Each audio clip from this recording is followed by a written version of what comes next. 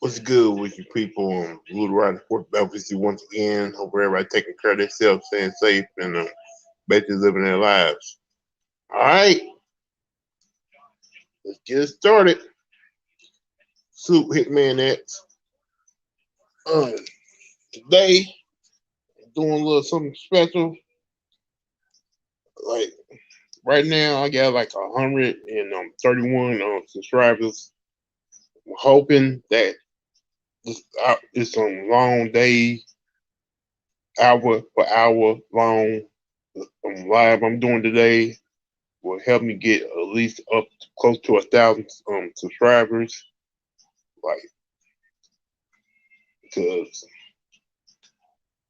I really want this, and I feel like I have been for the last couple of months been talking about some good stuff. Um,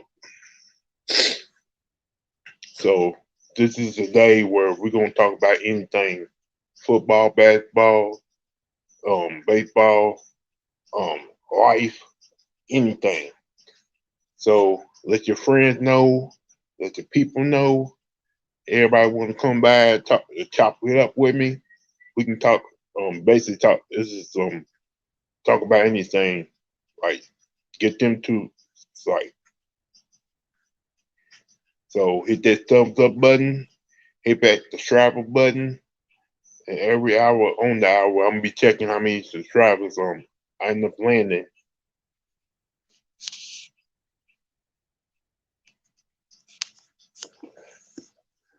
I'm on right now. I'm on YouTube, Twitch, and Twitter.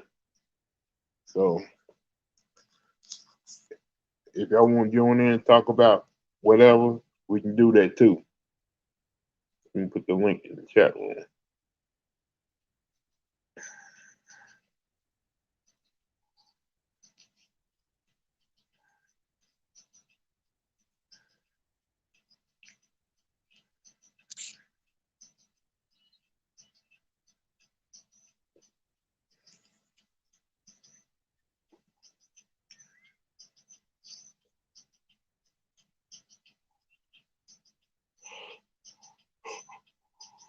Oh,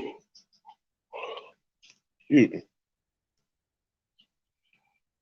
All right, right now, I'm watching some of these college football games, and it seems like the biggest game out there happening right now is the Ohio State and Michigan State game.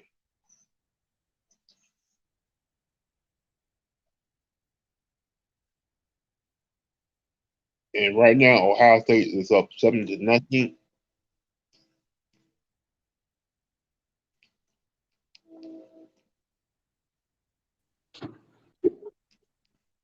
What's up, Pitt, man?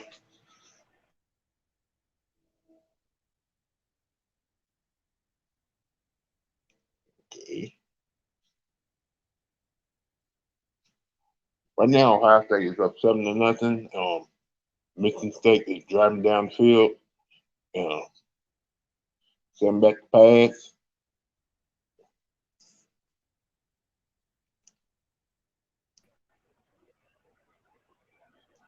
Lou, what's good? What's good, Nothing, Lou? nothing, man. Just trying to get these 1,000 subscribers today.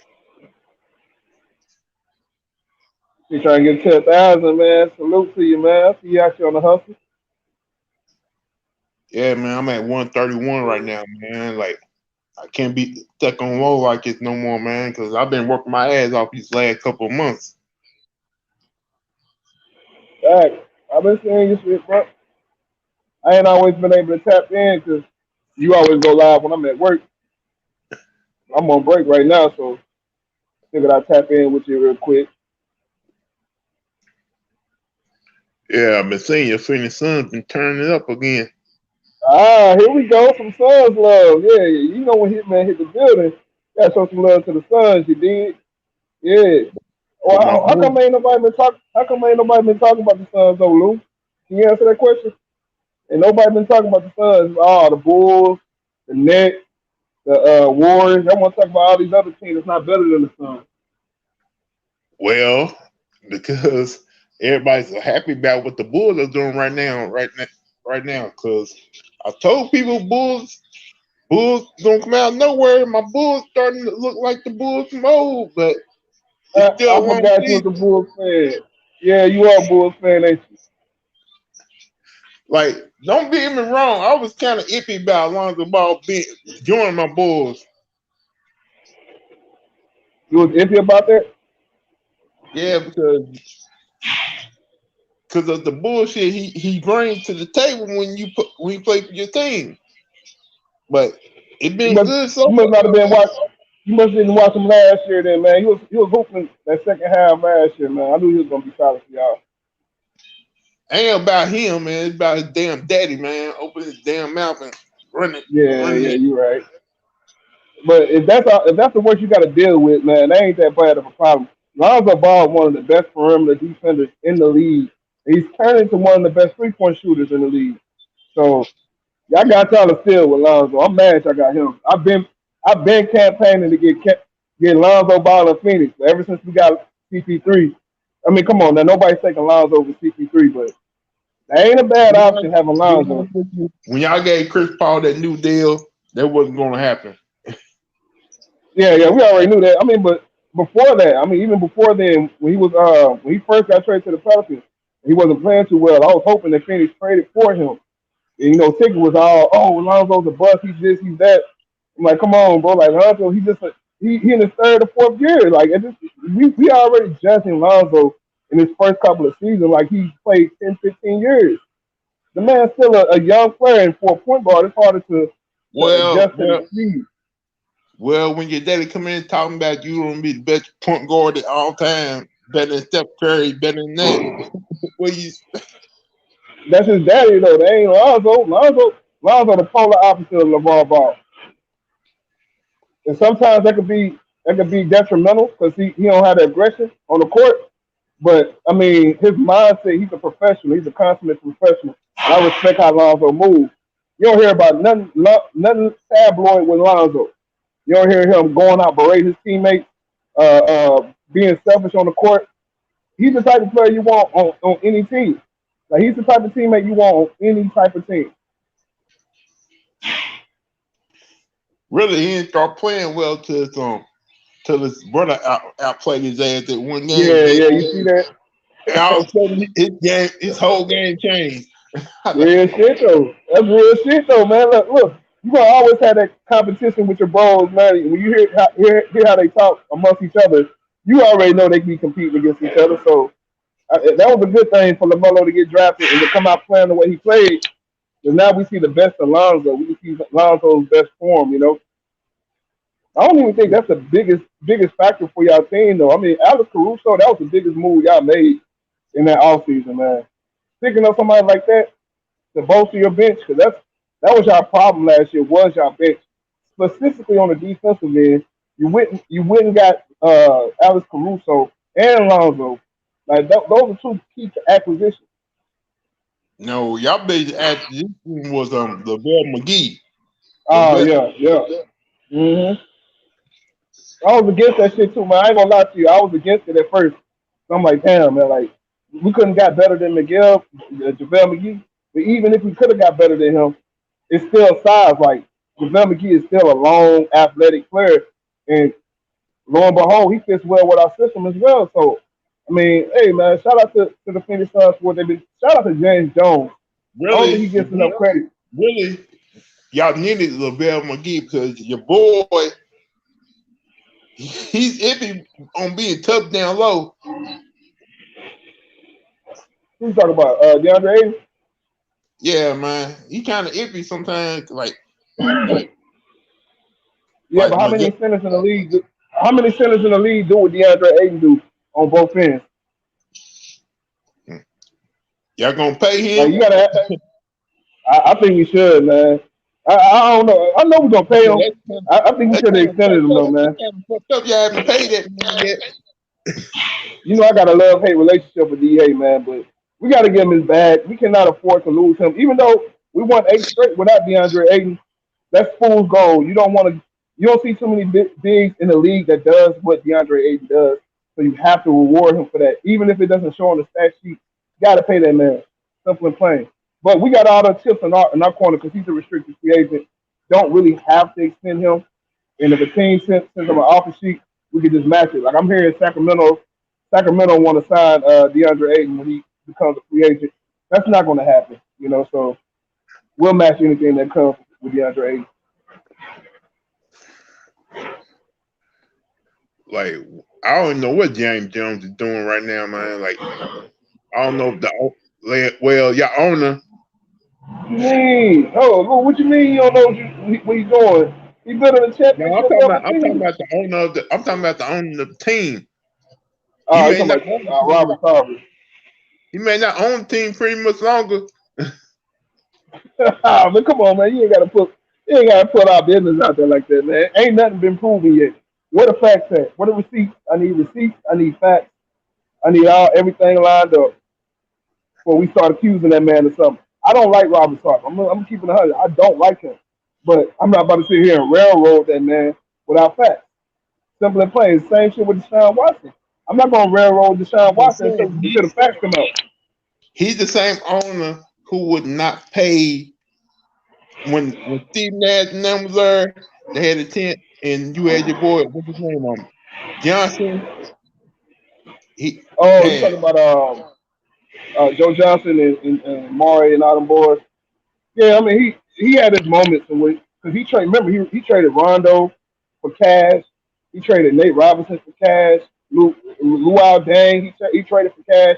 The draft night, like we drafted all these players and traded them away for cash. So he's had a history of being cheap, but I don't think he's being cheap in this DeAndre Ayton situation. I think he's just being smart, man. You got to be smart about this. his dad. 'Cause I'm saying his dad being cheap kind of messed up your team for years, yeah, and yeah, but you you don't got want that. You don't want that situation to happen again.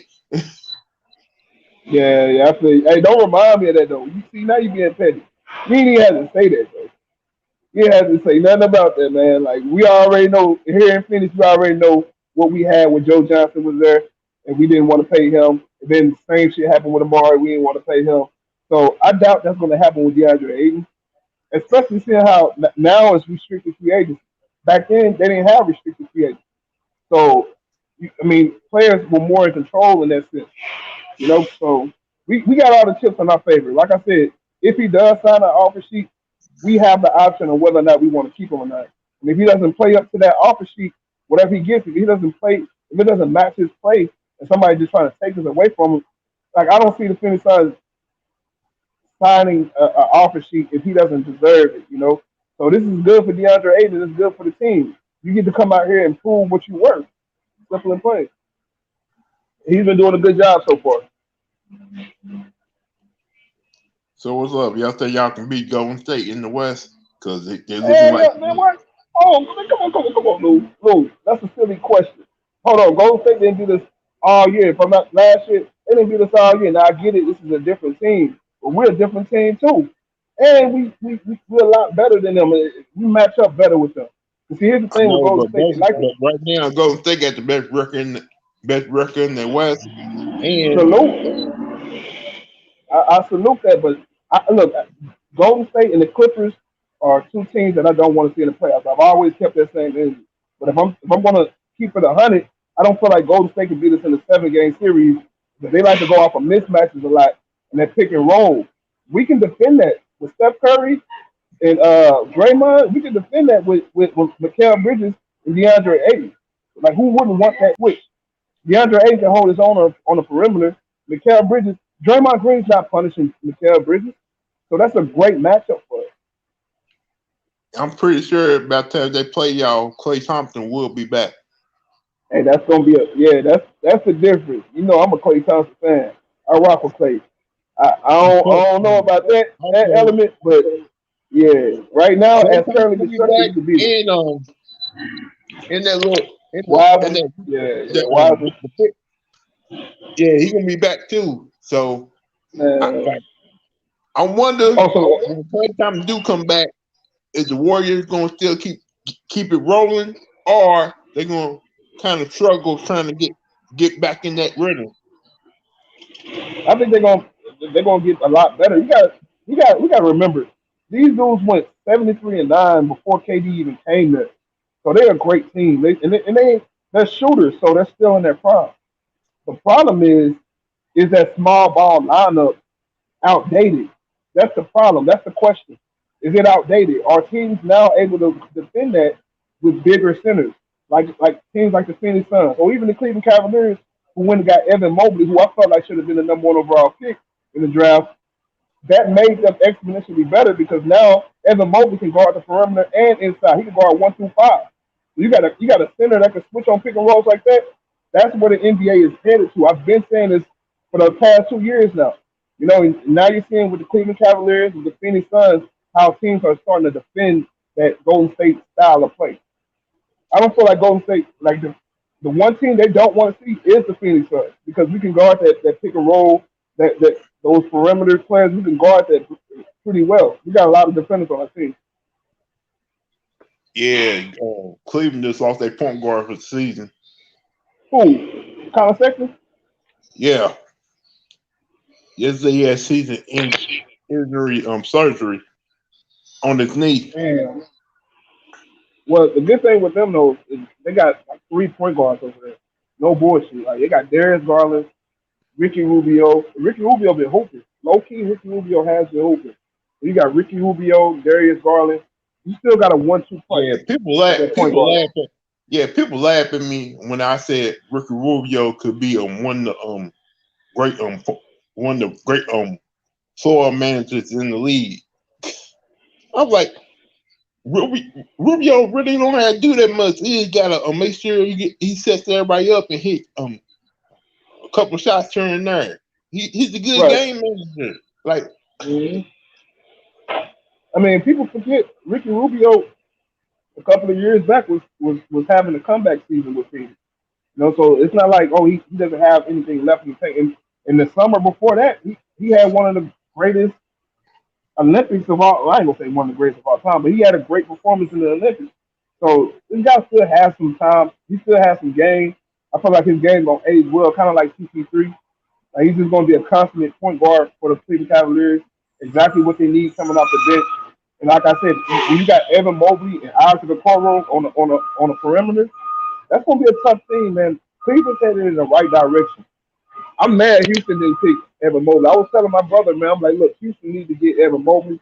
They need to find a trade for Christian Wood, get Evan Mobley, and build from there. yeah, Evan Mobley, man, I thought y'all was gonna get a point guard for a Chris Paul replacement. we did We, though. We got you said for replacement. Yeah, yeah, so that's you tough. know how Chris Paul like to train point guard to replace him retire when he leaves. I thought Right, they right. would do something like that. Well, we still got. I mean, Ricky Rubio. I feel like we can go get him back. Whenever the time is right, you can bring him back over there if we need to. If it gets that bad. But I mean, I trust campaign. I trust James Jones' insight on point guards and stuff like that. We're gonna find a replacement for Chris Paul. It's a replacement that's better. That's tough because Chris Paul is one of the greatest point guards of all time. But we'll get a serviceable point guard though. As long as we Yeah, got Devin Booker, Mikael Bridges, DeAndre Ayton, Monty Williams, and that nucleus, we're good for years to come. You know what I mean? So shout out to the Phoenix Suns, man. I ain't been really speaking on them too much because all this workload and shit like that. It is still early in the season, but so far from what I'm seeing from the Phoenix Suns so far, I'm thoroughly impressed with them boys. I can't lie. But last year we started off 8-8, remember? And then we took off. This year we start off 1-3, so they take off 4 games into the season with a winning streak. You know, but they started early this year, man. They ain't wasting no time. They playing around the boys, man.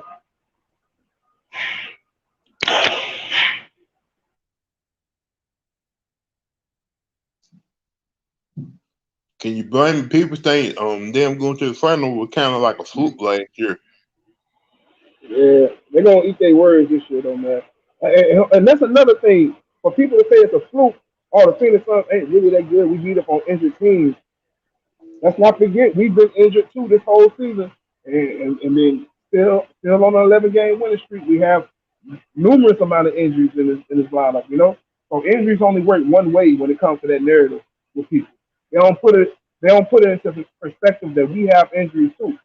So I don't worry about that, man. People gonna say what they say. Bottom line is we need to get back to the finals and get our get back.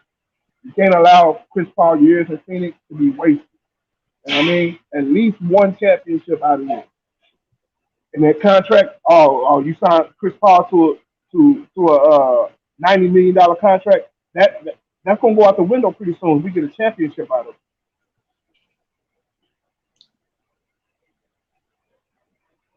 All that matters is winning championship. Like it ain't about winning multiple championships. Just win that one for Chris Paul.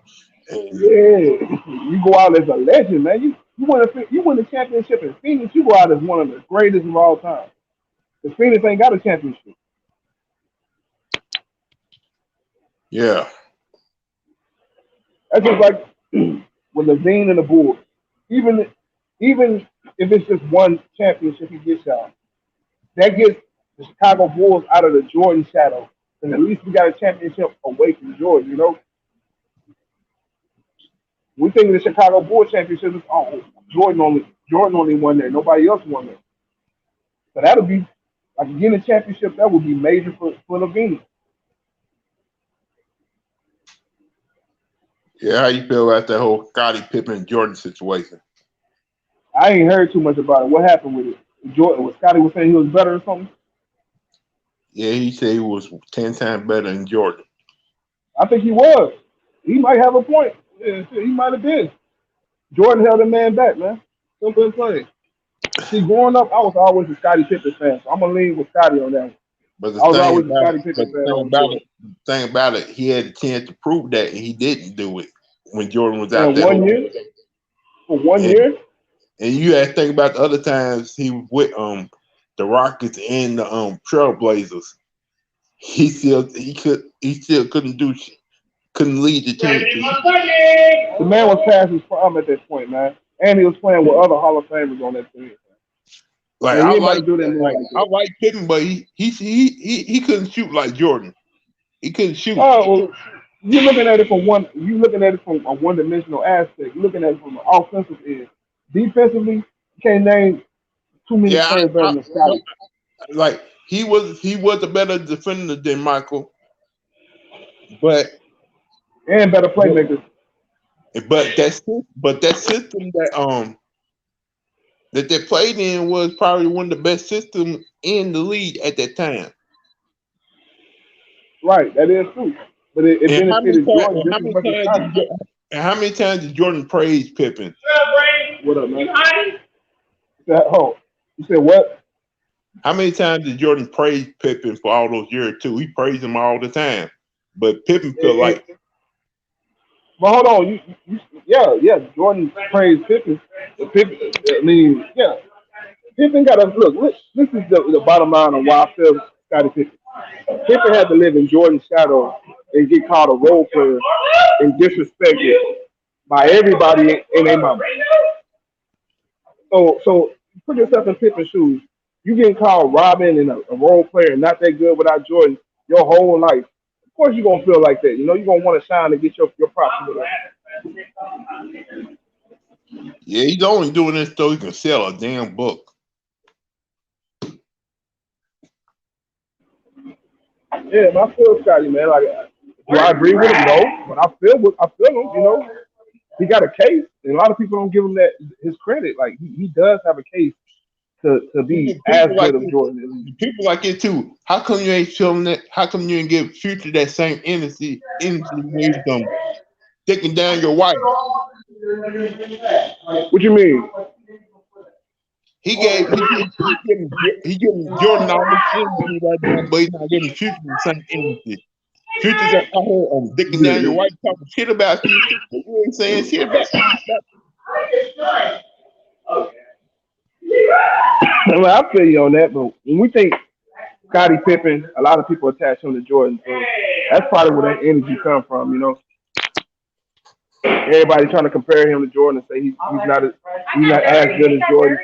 I feel like it's a 30 year old argument. You know, we've been having this same debate and argument for 30 years. You know, them boys long and retired. Scottie Pippen gonna feel, look. They're not gonna get on the court and play each other. You know, so we ain't gonna never know the answer to that question. They never played against each other. Like I'm just saying, if you got a problem with Jordan and you got issues, why don't you try to talk to the man? Not They don't want talking to to. Jordan for what? And they talking for what? Jordan came with that last dance documentary, shitting on Scotty, really shitting on Scotty. So Scotty don't owe Jordan shit. What Scotty owe Jordan? If somebody talking bad about you and y'all want to hash it out when y'all talk one on one though, Not if one person goes publicly and tries to smear my name. Nah, it doesn't work like that. You don't get that same respect in retrospect. You don't. Nah, I can't do that. I feel Scotty. Scotty came and kept it 100. Jordan came with these old sneak dishes. Yeah. Shout out to Scotty Pippen, man. If you feel like you better than Jordan, keep that in you. You know what I mean? I ain't mad at that. Oh, Rhonda? Yeah. Oh, I love Rhonda. Yeah, man. Back to today. Who you feel like is the best team in the East? Let me get your opinion on that. Because last year you were singing a similar, you were singing a different tune last year. Let me hear your opinion this year. Who you got as the best team in the East? right now we're looking like the best team in the East, but it may change after Christmas. The Wizards? No, I said right now the Wizards and the Bulls are looking like the best two teams in the East, but that may change after Christmas. So it's not the Nets no more, right? You ain't on the Nets train no more, huh? No, I still think the Nets are just on scratching the surface. Like Kyrie Irving is gonna come back. I don't know about that, man. I think Kyrie Irving being the asshole right now until they change their rules.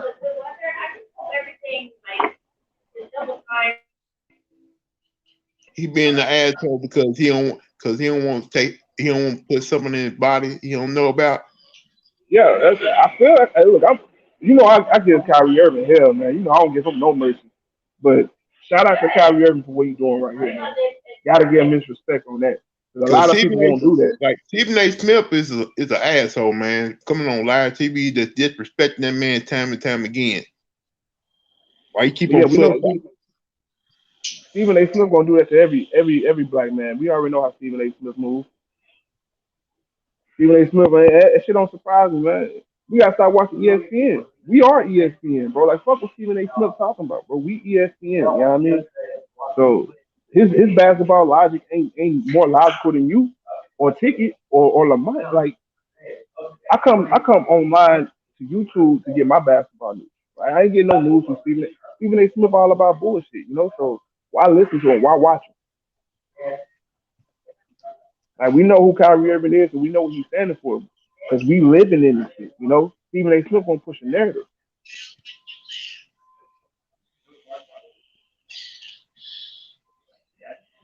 Damn, Ohio State whooping the Michigan State's ass. I'll say what they rank this year. Right now they're number 4. Mm. Yeah, I ain't been keeping up with college football too much, man.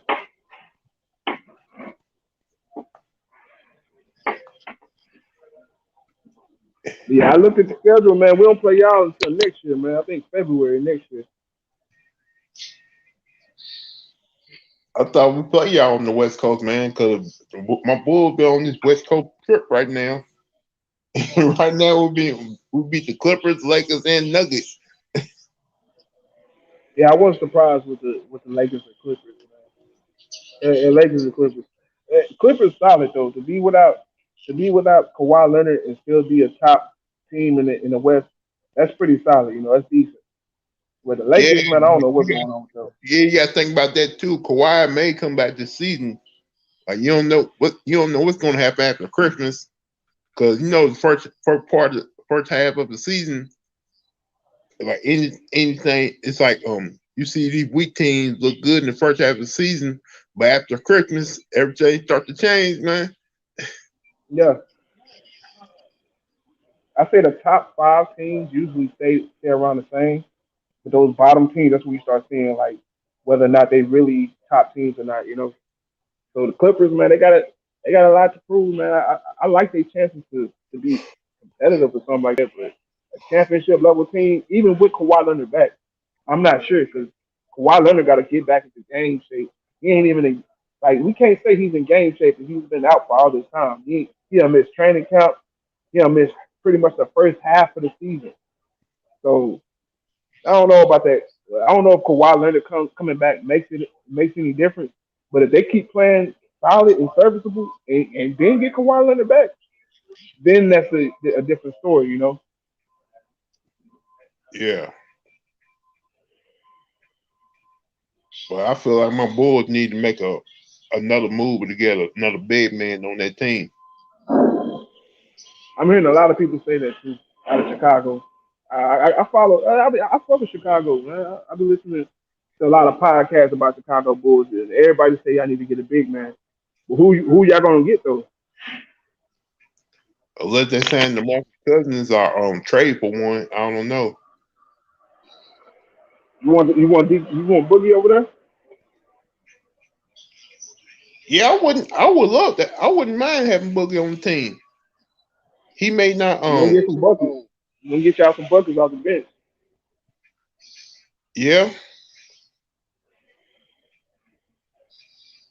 I wouldn't be mad at that. But here's the thing, like the way he went out with LA last year, I'm not sure if that's gonna be a good look for him. Not I sure. don't blame Boogie for that. I blame Tyronn Lue because he was an asshole at that whole time, man. He refused. Lue be on some other bullshit time because Yeah, sometimes yeah, come on. he refused to play certain guys who know who's real good for that team.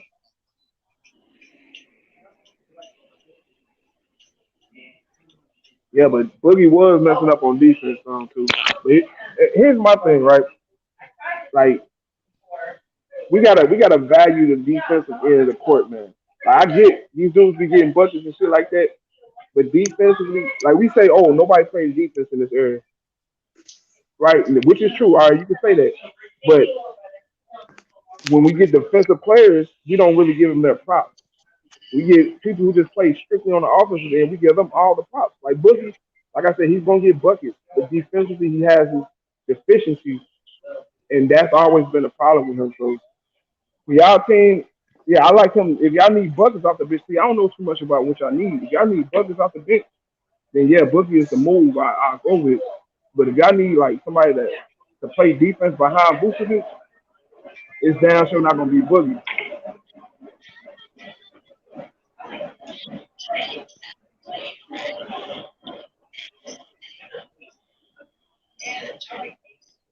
Yeah, But I mean, yeah. like I said, y'all team, y'all get Patrick Williams. He out for the season, right? They say he's out to for the regular season. He's gonna be back for the playoffs. Yeah, so you get him back. Well, I wouldn't make too many changes on y'all team, man. If I'm gonna be honest, I wouldn't make too many changes. I like y'all dynamic. I wouldn't make any. I wouldn't really make too many major changes, man. I'll just keep that team how it is, man.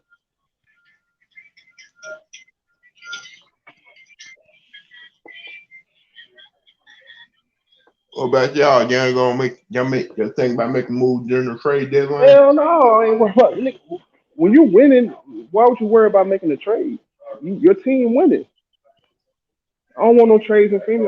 All it does is messes up your chemistry, bringing in all these new faces. I'm Even not if making any even trades. if y'all get Marvin Bagley during the trade deadline? Nah, I wouldn't be mad at that. I ain't gonna lie to you. That'd be solid. But who we gonna give up for Marvin Bagley? You know they gonna want some.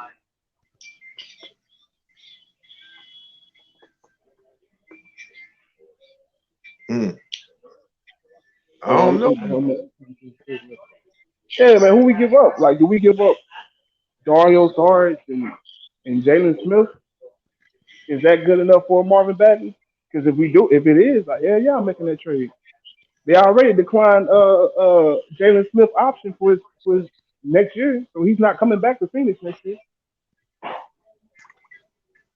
It's probably what they'll do.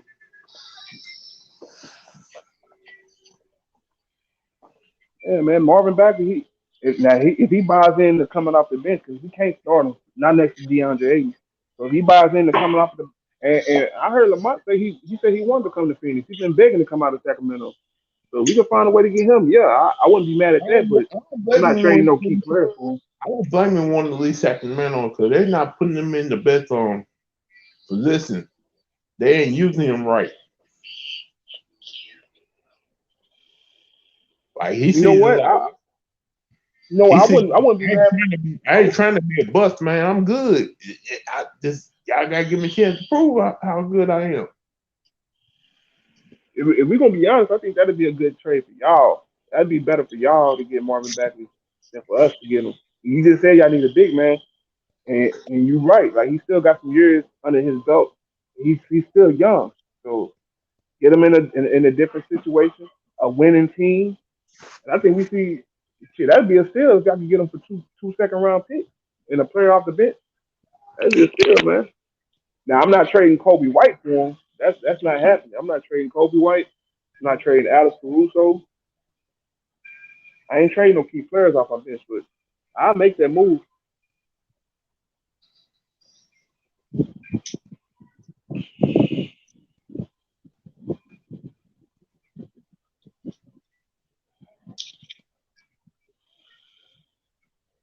Yeah, Yeah, I Lou, I feel gotta you. head back Yeah. into work. I gotta head back into work in a minute. So I'm gonna have to holler at you, man. All right, man. Thanks for stopping by. Hit that like button. Let other people know what I'm doing today, man. Oh, it's all love, bro. I already done shared your video, man. So it's all love, man. You know what time it is, man. Yeah, All right, homie, be easy, man. you too. All right, man.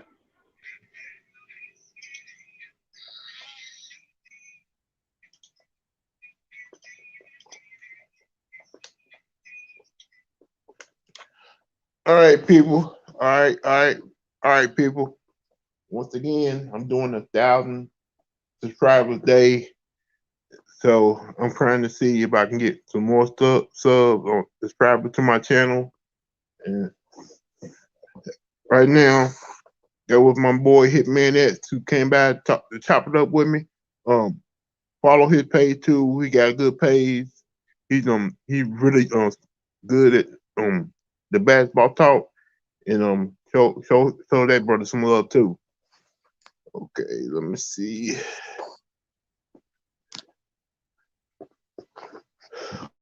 Okay, I won't. Okay, let's check to see how many subscribers I landed.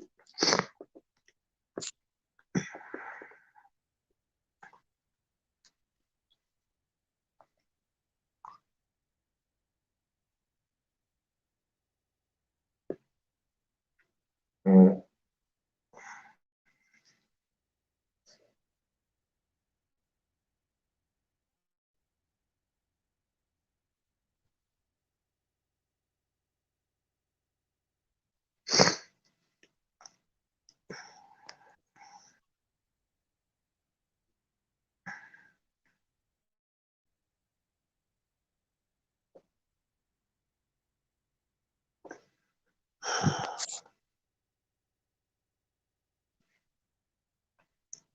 None so far. Okay, it's gonna take some time. Um, all right, let's go back to talking about Okay, let's do college football scoreboard. Right now, Iowa State and Oklahoma tied up 7-7 with four the second quarter with 4:31 to go left in the second quarter. Um, third and 10, Oklahoma driving down the field. Okay, let's hit the Ohio State and Michigan State game. 21-0. Second quarter just started, and Michigan State look like they about to get blown out by Ohio State. And Ohio State's in the red zone right now.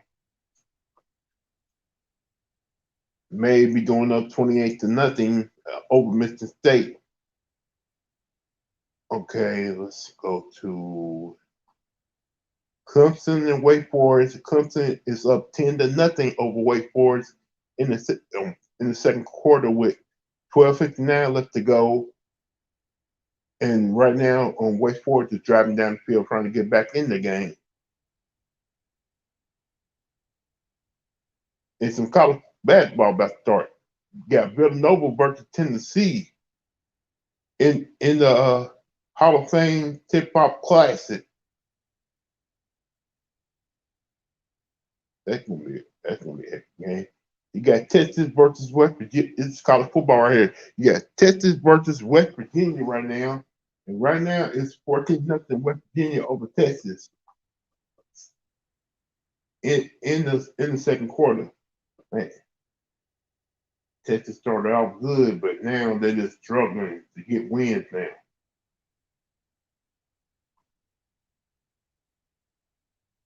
On the ACC network, you got Florida State versus Boston College, and Florida State leads 14-3 in the second with 7:28 to go in the second quarter. Boston College been struggling against real good teams. And now you got and you got another game. North Carolina is beating Wofford 17-7. Who else?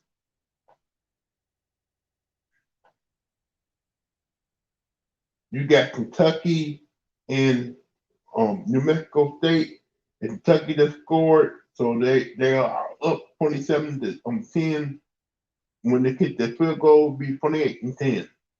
It's senior day at Kentucky.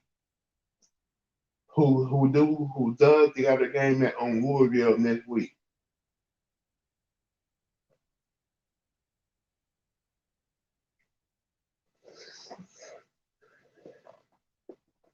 Salute, Polo.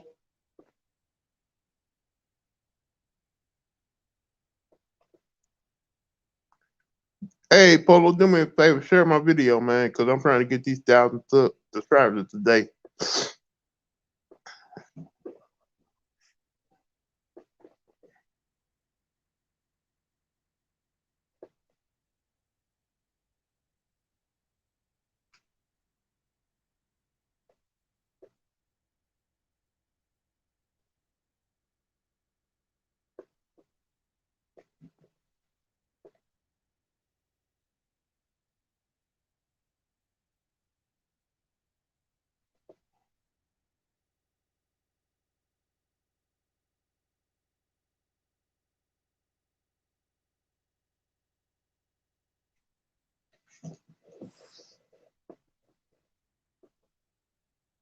Appreciate that, Polo.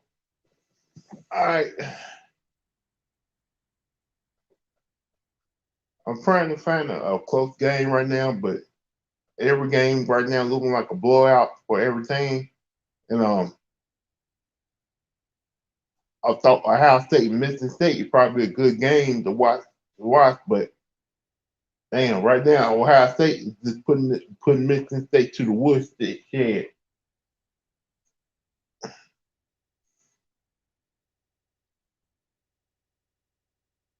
Okay, what game goes after that? Nebraska, Wisconsin, or Utah.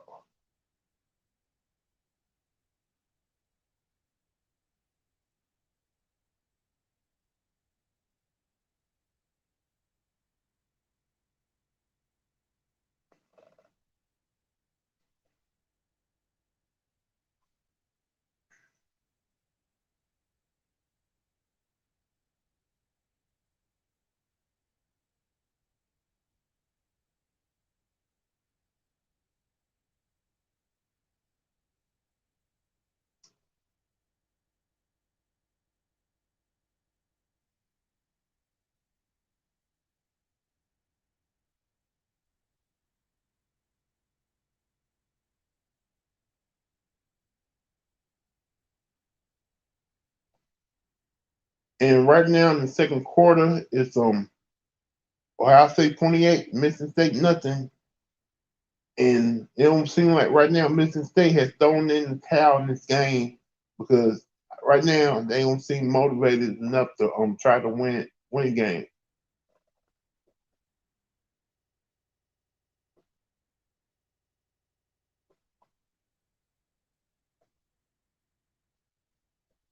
Yeah, I feel you on that, Polo.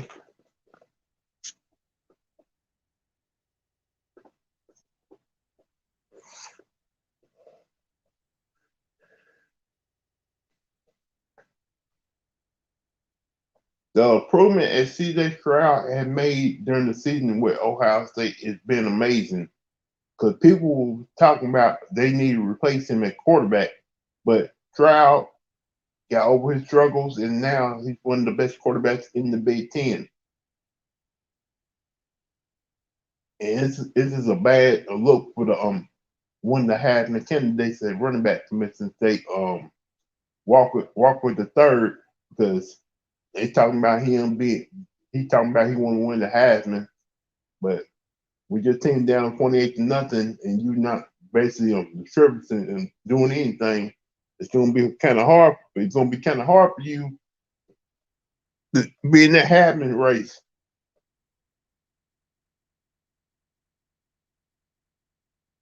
Like they doing the right thing to feed him the ball and getting him involved in every play, but there got to be more than that. But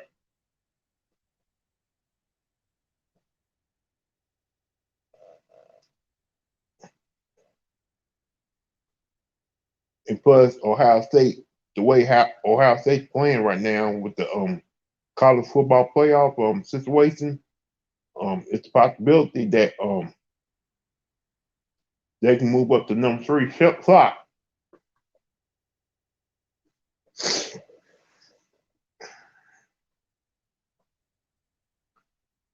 Man, or Mississippi State right now just look like they is out of it. Like I know you're down 28-0, but you can't stop playing football.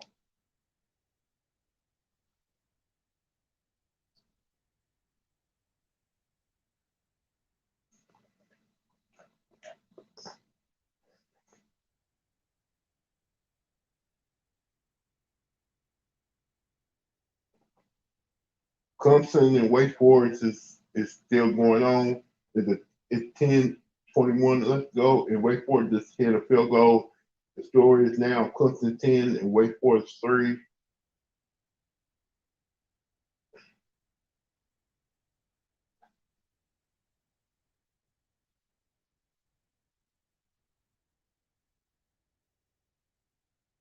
Now Ohio State is got the ball once again, about to drive down the field.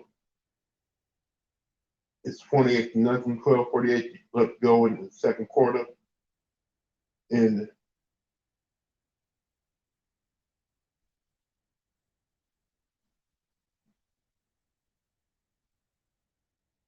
man, Ohio State O line is dominating Mississippi State right now. And it seems like Mississippi State defense can't do nothing against Ohio State O line.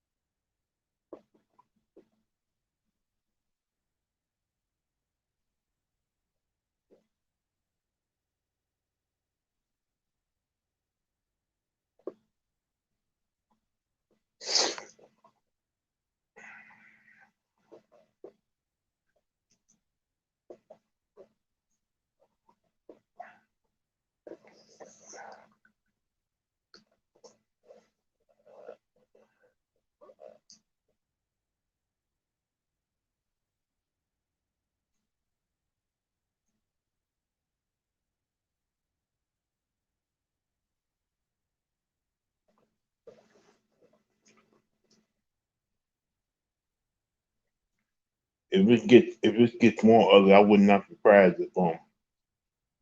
if Ohio State start playing their third and fourth stringers. It is senior day. The last game, certain players on Ohio State Buckeyes will see the field for the last time. and probably their last football game of their career.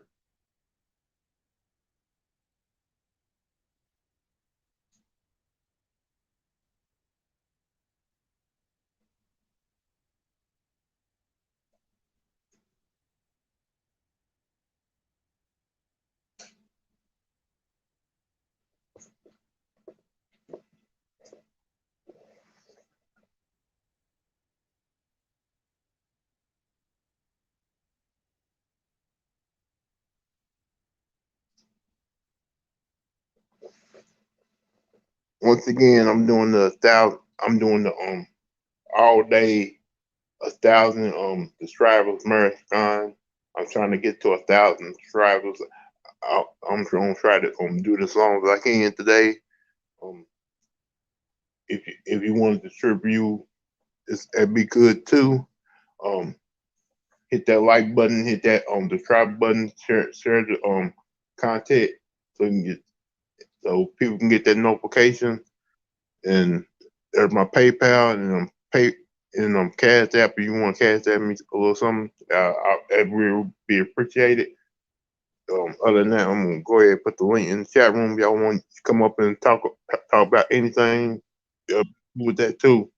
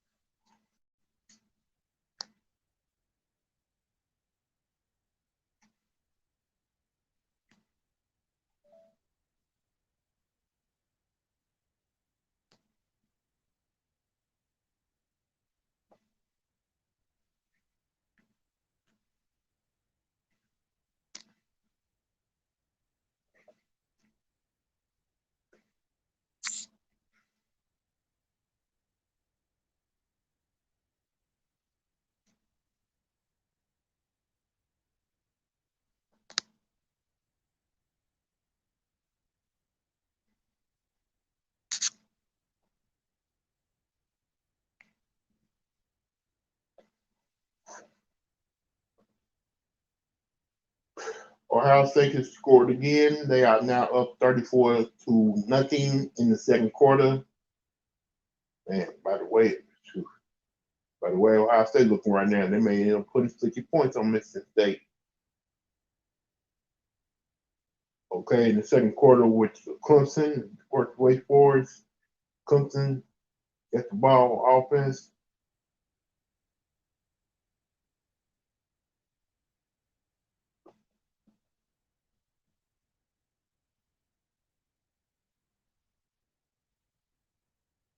Man, how the DJ Underlove be missing no easy passes like that?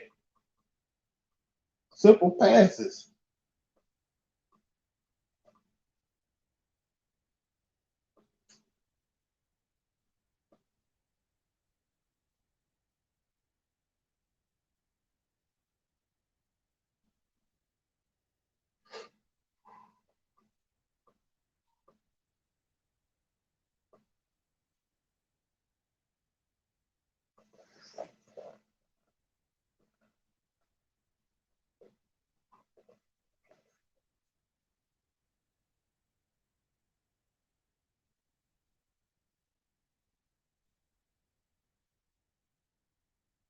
Third and four.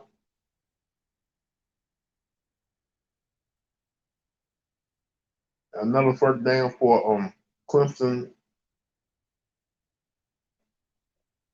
Clemson with a 7-3 record overall. Wake Forest 9-1 record overall. Wake Forest comes in as the number 10 team in the country.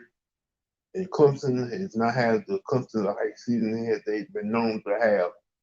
It's been a real struggle since Trevor Lawrence on left for went to go pro. And DJ Underling has not had the type of quarterback season that the Clemson quarterback normally have. But Darryl Sweeney has been hanging in there with him almost the whole season, and I'm pretty sure by next year he probably be a 10-time better quarterback.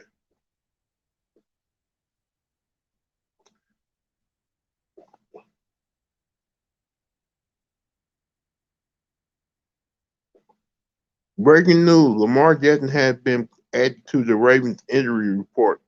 Tomorrow is questionable for due to illness.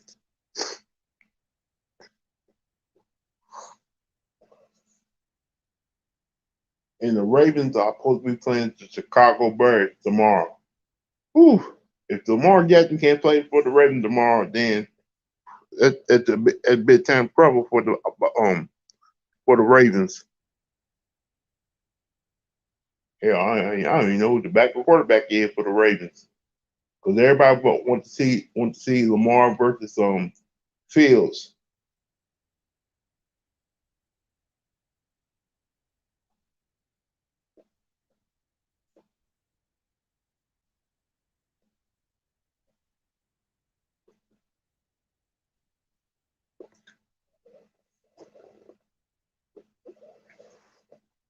All right, y'all. I'm gonna take a little break right now. Be right back.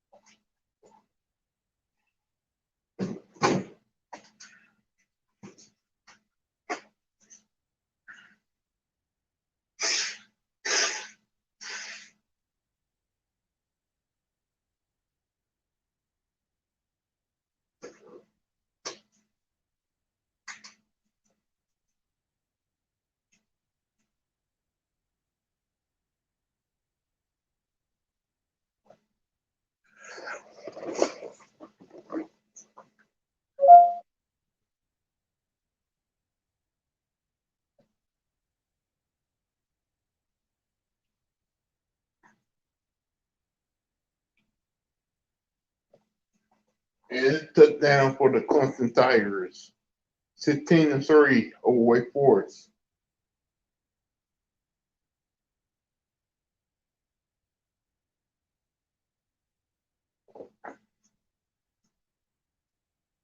It may look like they're about to run the wildcat with the running back, but he throws a little floater to the tight end for a touchdown. It's now 17-3 Clemson, and even though right now Wake Forest is leading the conference, Clemson is making them look like they don't deserve to be the leader of this conference.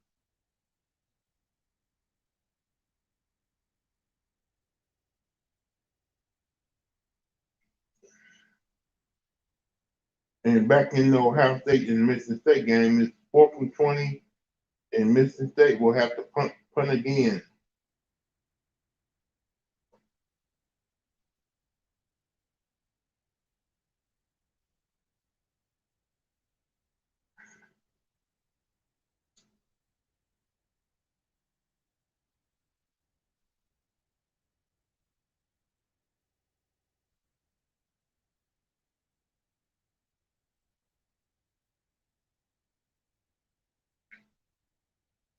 A punt return for like 2 yards.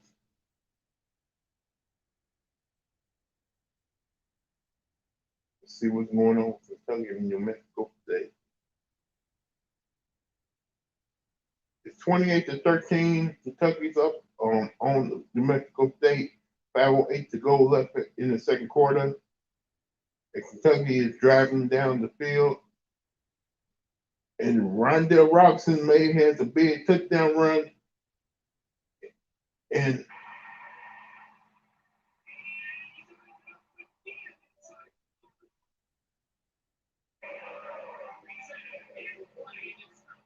Rondell Robinson on screen pass got all the way down to the red zone.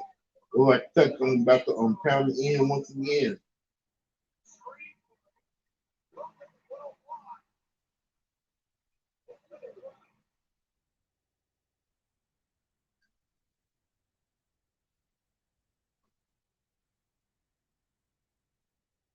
All right, back. Iowa State and Oklahoma still tied 7-7 in the second quarter. But right now, Oklahoma is driving the ball down the field in Iowa State territory.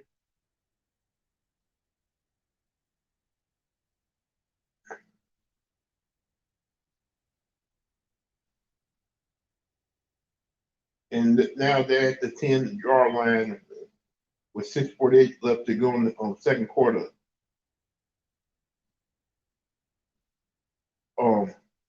Oklahoma O-line is kind of dominating this game now.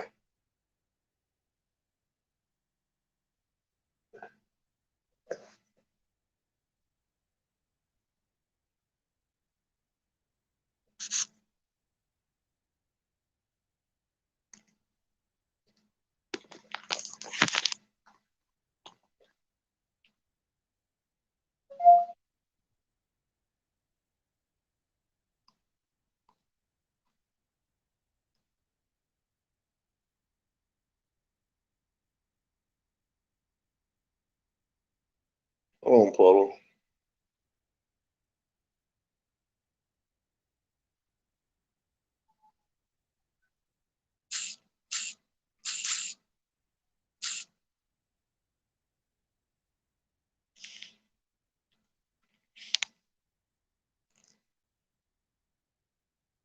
My email's in the proper chat, Paulo.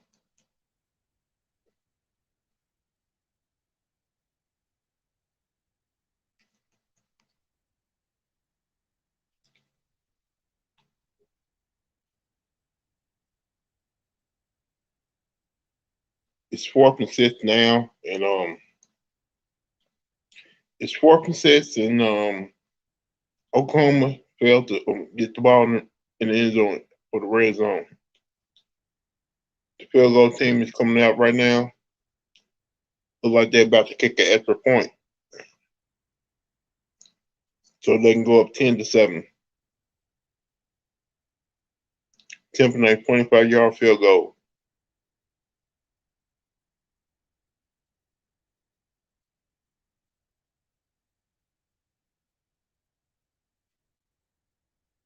And it's no good. Man, 25-yard field goal to be easy, no matter what.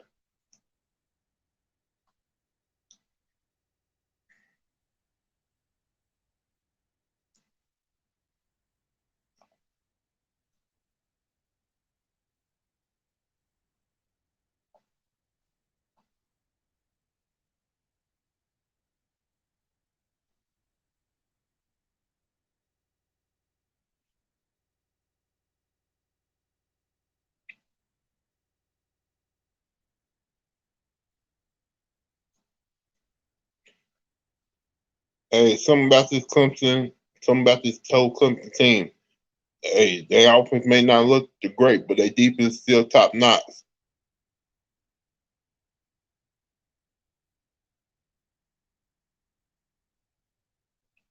Mm. Look like Clemson got away with a pass interference on that one.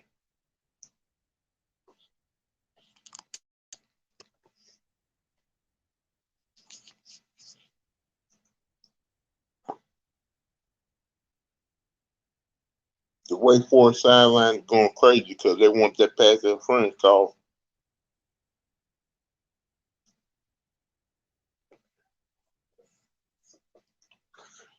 A flag on the play, false start on Wake Forest, and the coach for the Wake Forest is going crazy on the sideline as usual.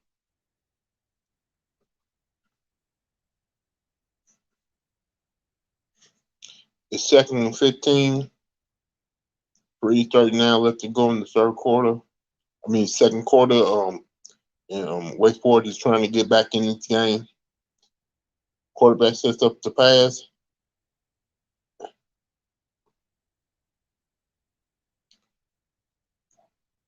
Third down. And Wake Forest is going up with the hurry up offense right now. It's third and 6.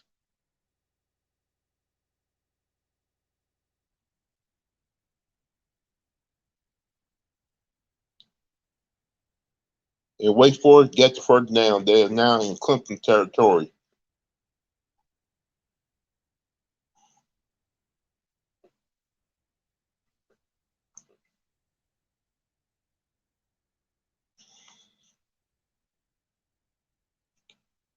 And Ohio State once again in Michigan State in the red zone against Michigan State. They are already up 35-0. Trying to add on more to the score.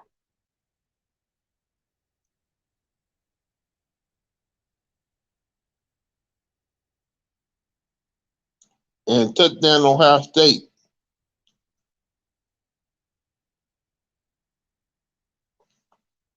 Man, how can you be the number 7 team in the country and you come in Ohio State and getting your butt handed to you like this?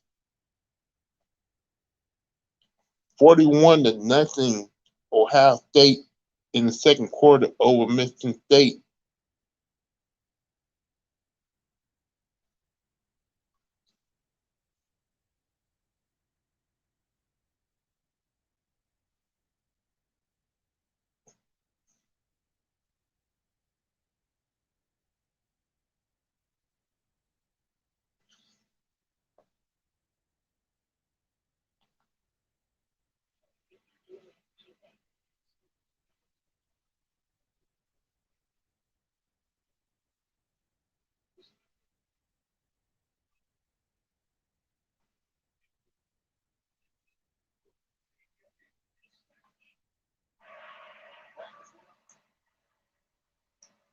It's third and goal on in the Clemson and Wake Forest game. Wake Forest is at the red zone.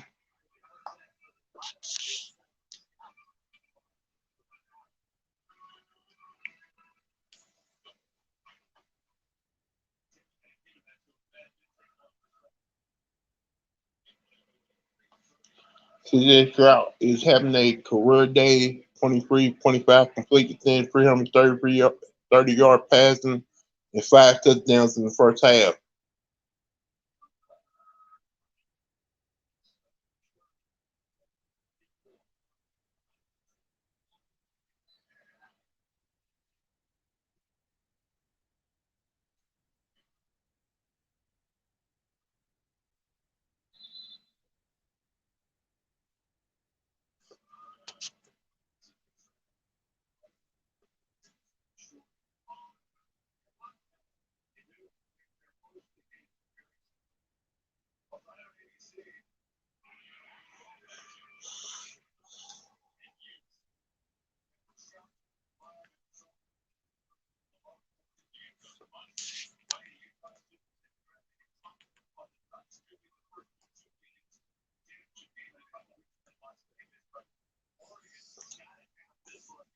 Once again, this is a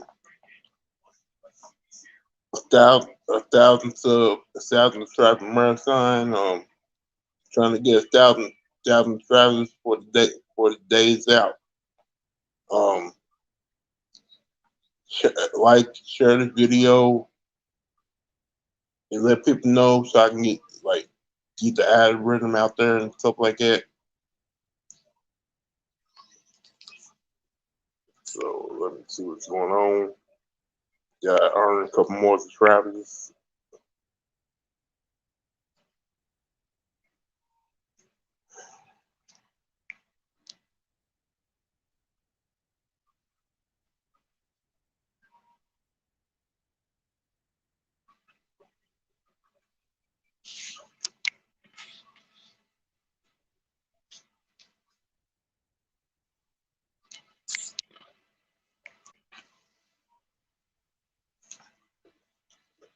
Thank to Hitman S and Polo for sharing my videos. Don't forget to subscribe to them. They have some great content.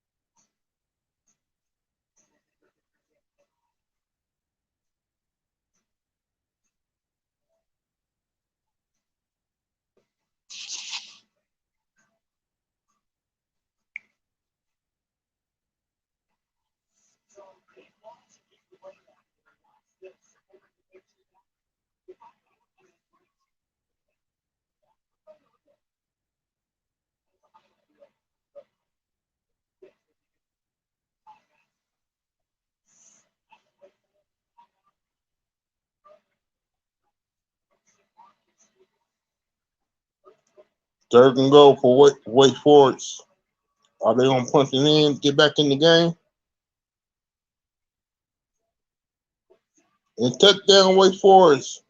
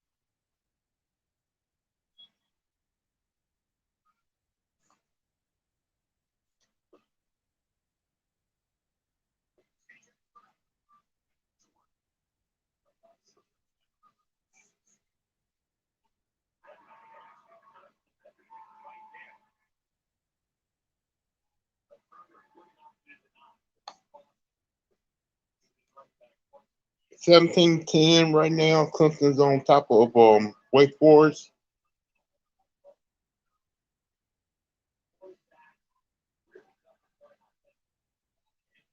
1:22 left to go in the second quarter.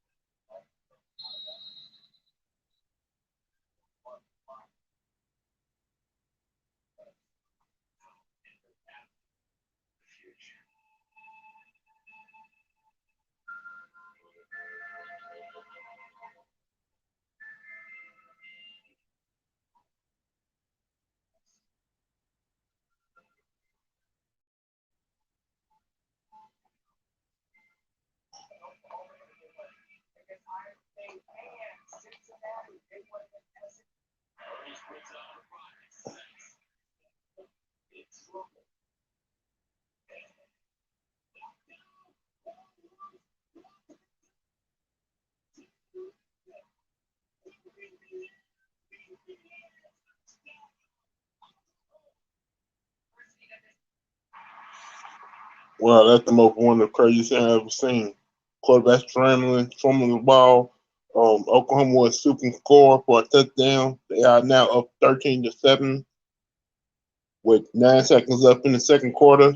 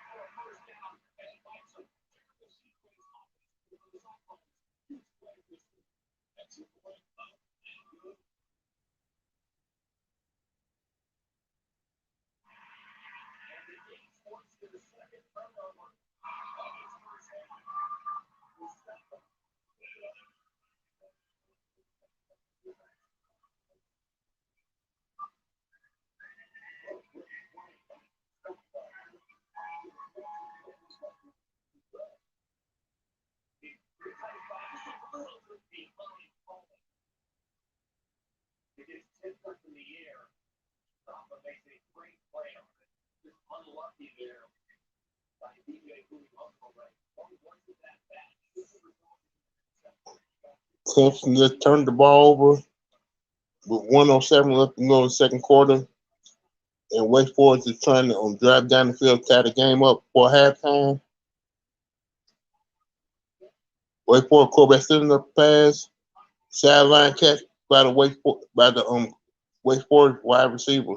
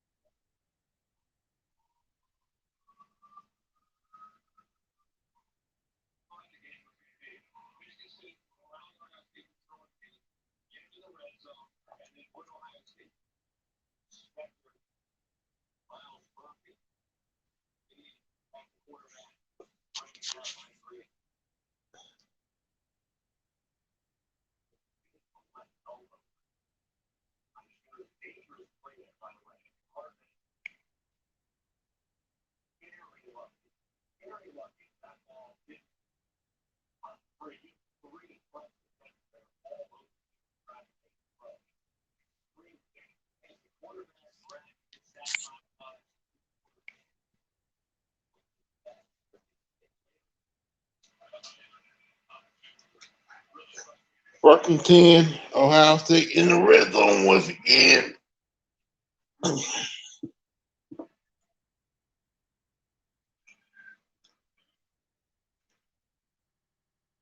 Master T wants it. Second down in the red zone for Ohio State, and 1:43 left to go in the half.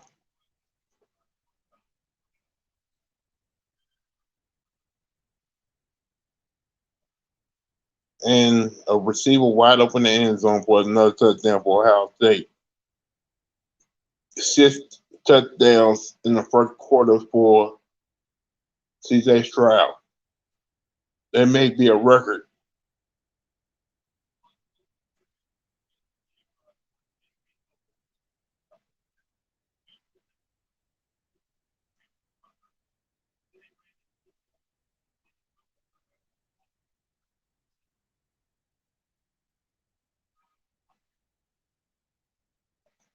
$48-0 Ohio State.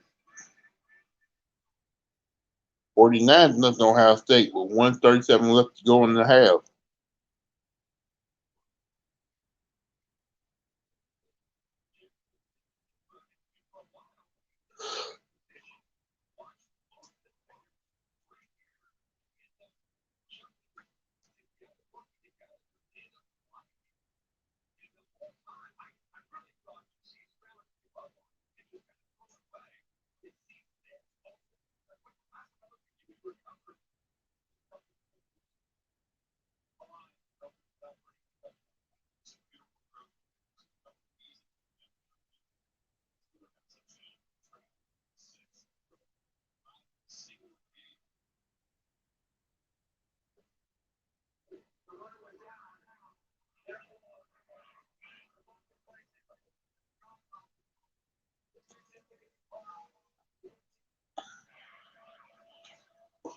$49-0 Ohio State over Mississippi State. I don't know what to say about this from Mississippi State. Like, you're number 17 in the country, and you came in Columbus, and they just handed it to y'all right now. This is embarrassing. If you're a Mississippi State fan, you should feel embarrassed right now, because this is not the way y'all saw this game coming today. Being that y'all number 17 in the country, y'all thought y'all Mississippi State put up a better battle in this.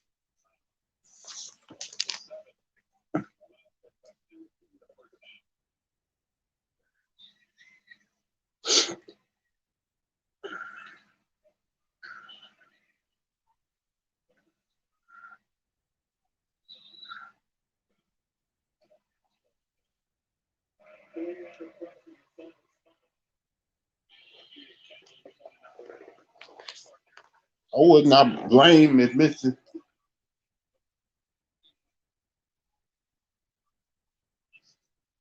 And basically, Mississippi State just thrown in the towel because these guys right now are not playing for this coach.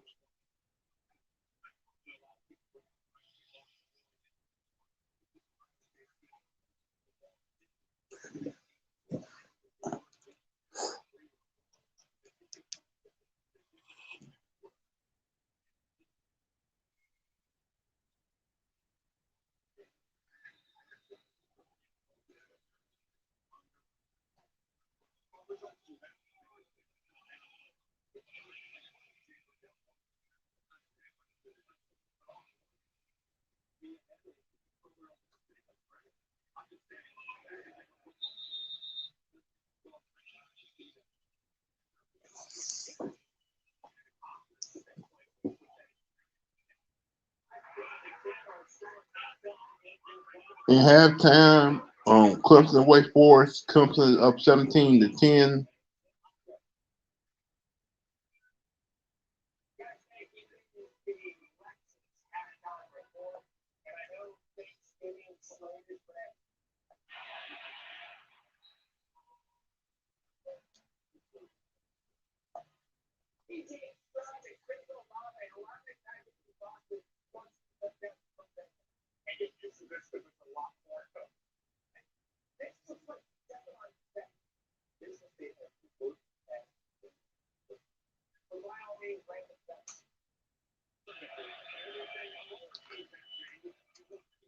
Third and 10, 48 seconds left to go in the half.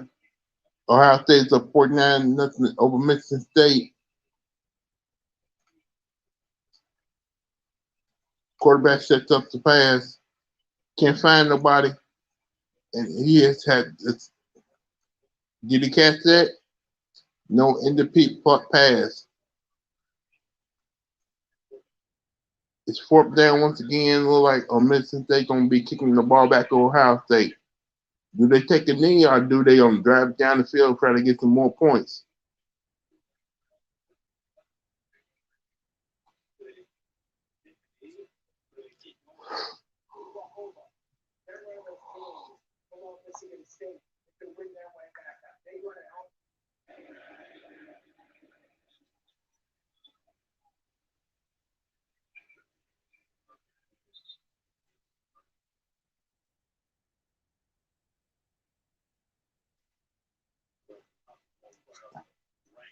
The game today, Georgia over Charleston, 42 nothing. Alabama, Arkansas at 3:30.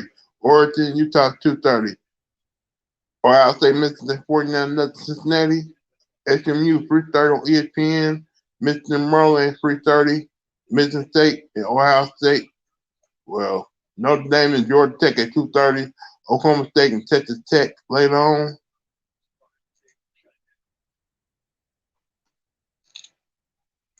Ohio State taking the knee to go into halftime up 49 nothing. And wow, I'm just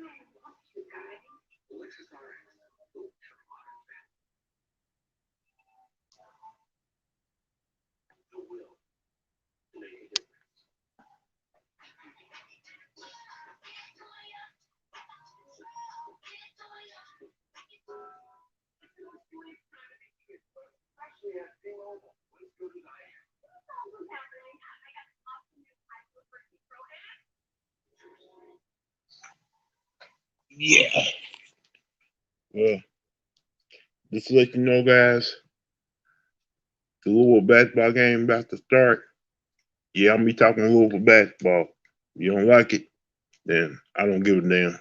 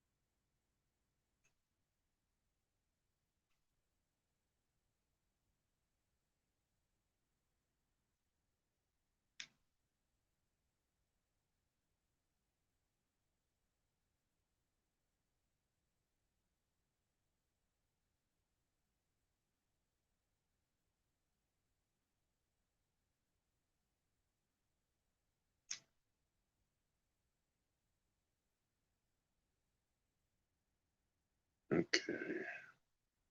Upcoming games.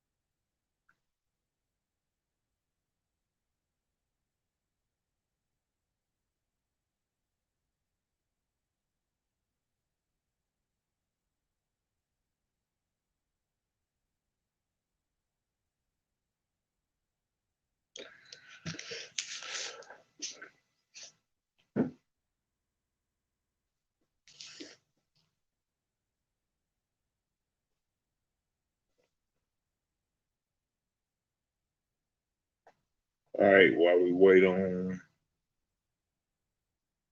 the Louisville game, let's see what's going on in the Villanova Tennessee game.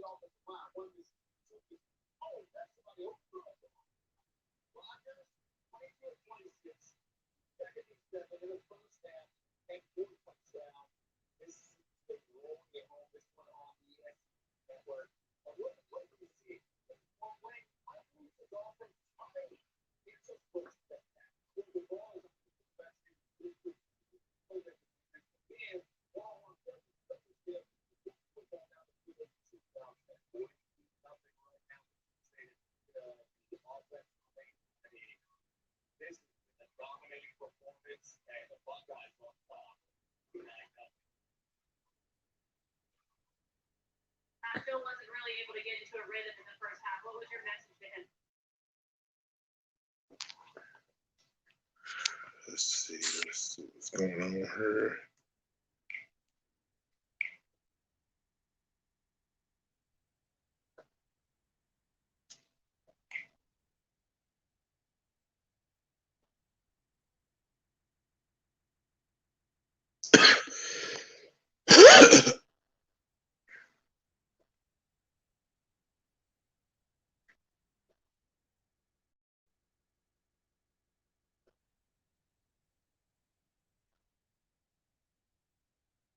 You know, brother.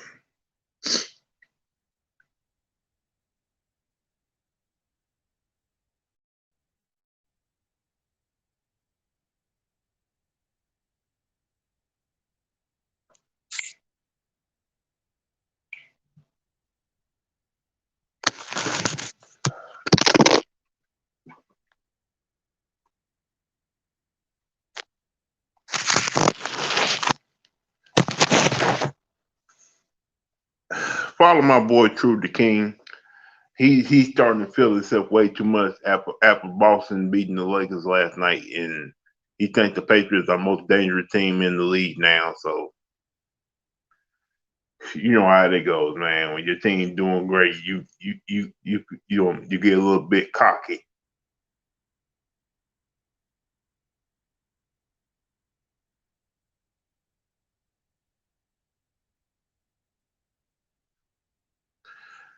So okay, let's see what's going on. Okay, started yet.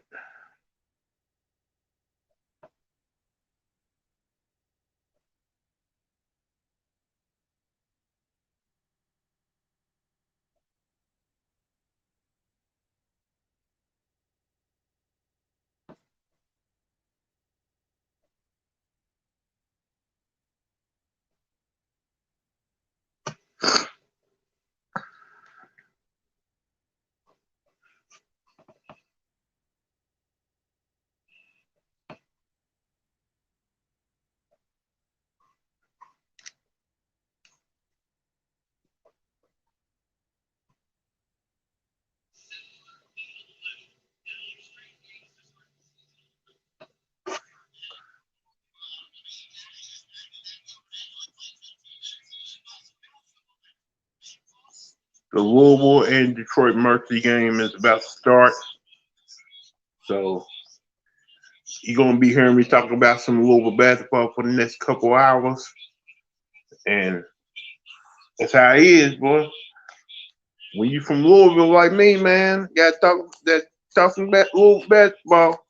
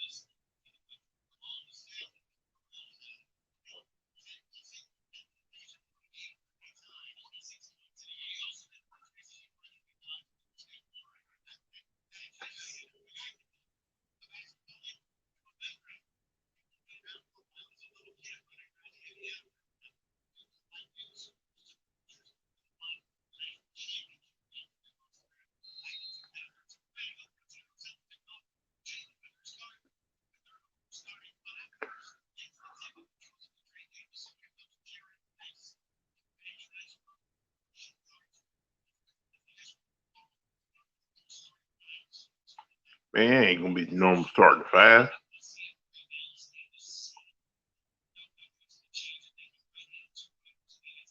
All right, Withers. Great 2 points. All right, come on, defense.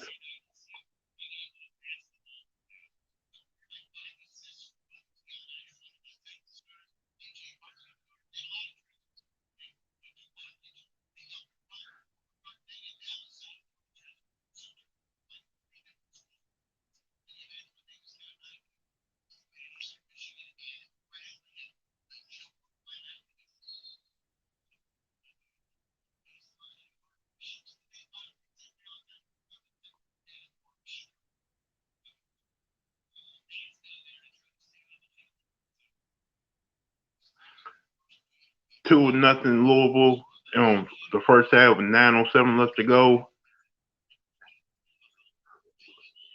Starting five for Louisville: Trey Davis, Jaden Withers, Malik Williams, Noah Locke, and Jared West.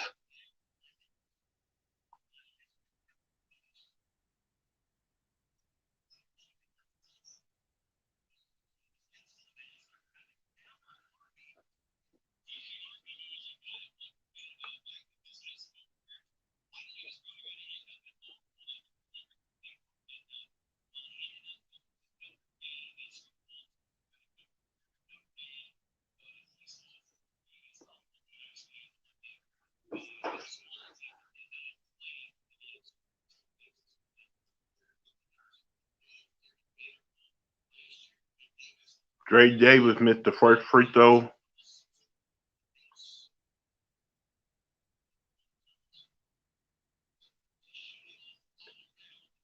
And Dre Davis missed both free throws, man. Like, come on, bruh.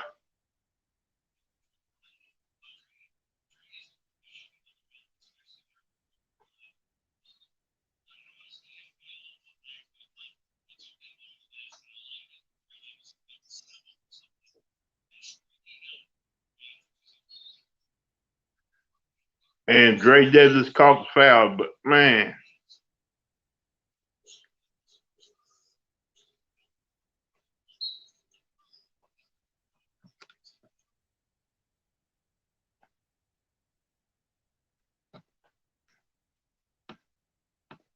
Young man shoot the basketball. Jared West is going to be paying very close attention to him. He doesn't need much space. And on cue, he hits the triple. Yeah, it's some of the numbers are staggering. We'll get into them as we go through the day, but absolute what they call a bucket getter, and he can go hoop. I tell you, as we see a steal there. Davis looking for somebody. Rockets goes out of bounds, but it'll stay here with Man, you just take Dre Davis out the game right now, man. Season over and 23 points. Dre Davis. But Antoine Davis, we could spend the whole time. He has 20 30-point games, 6 40-point games. He is a special offensive basketball player. Turnover by the Titans. Louisville get a chance to get back in front here as they trail early 3-2. And oh, by the way, he's hit 57 straight free throws, which is the NCAA active streak right now. There's his career active leader for scoring average, 24.7 points a game. Cards have their hands full with it. Noah Locke can shoot the 3-2. He hits a triple and puts the Cards in front early, 5-3. He's closing in on 1,000 points for his career after 3 seasons at Florida. Doesn't need much space. He's 19 today to reach that 1,000-point mark. Well, now he needs 16. Ball goes out of bounds on the baseline. Stay here with Detroit.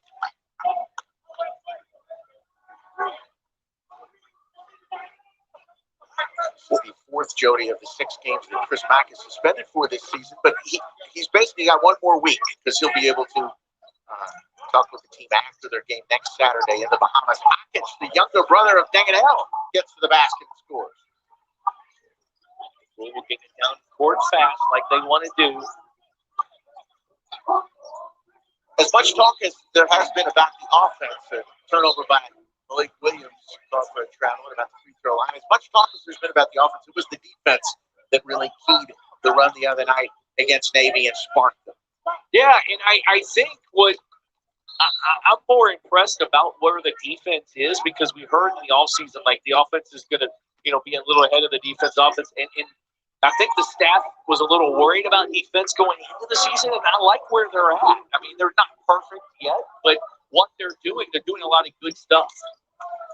It starts with West. West gets up in your grill. He is going to guard every possession, full court. McAdoo, the offensive rebound, misses the layup. Williams gets the rebound for the Cards, and they're off and running. Withers had Davis, but elects to go back to Locke.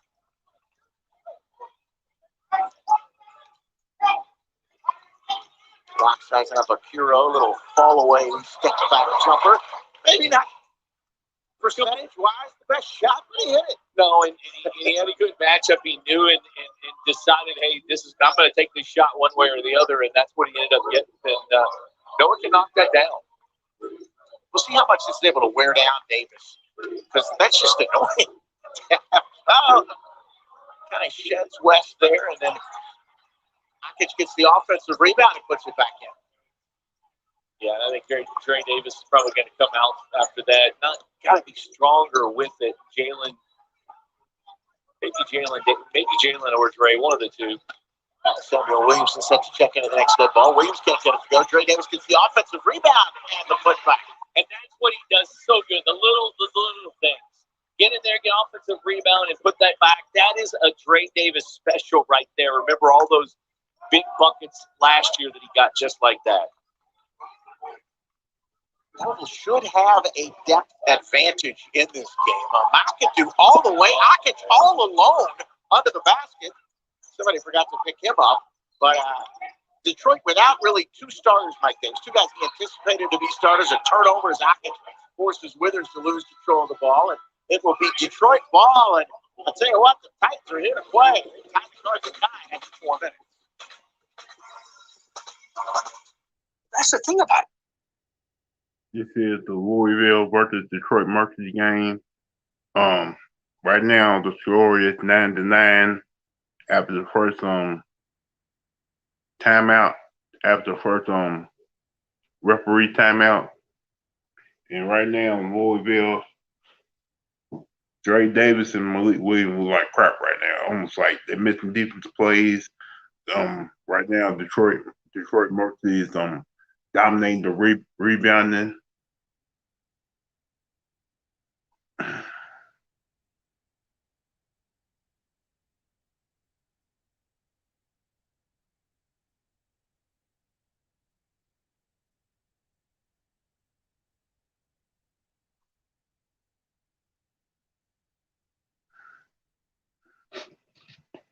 And right now it's on commercial break. When commercial breaks come back, I'll turn the sound back on and you listen to the game.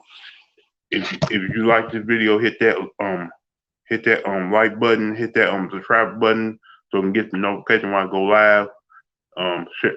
Share this live so everybody knows you want to connect.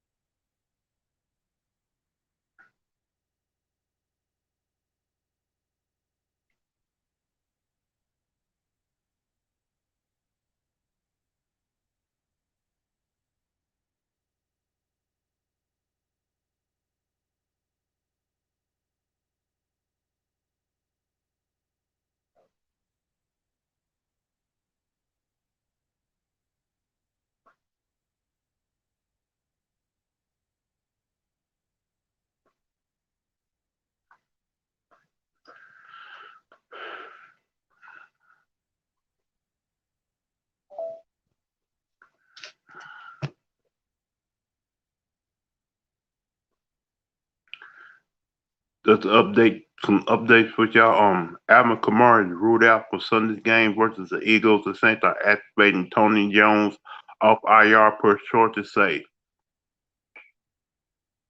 So if you got Alvin Kamara on your fantasy team, he's gonna be missing tomorrow's game.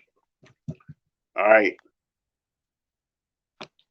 They are back from commercial, and so more of Detroit Mercy versus Louisville.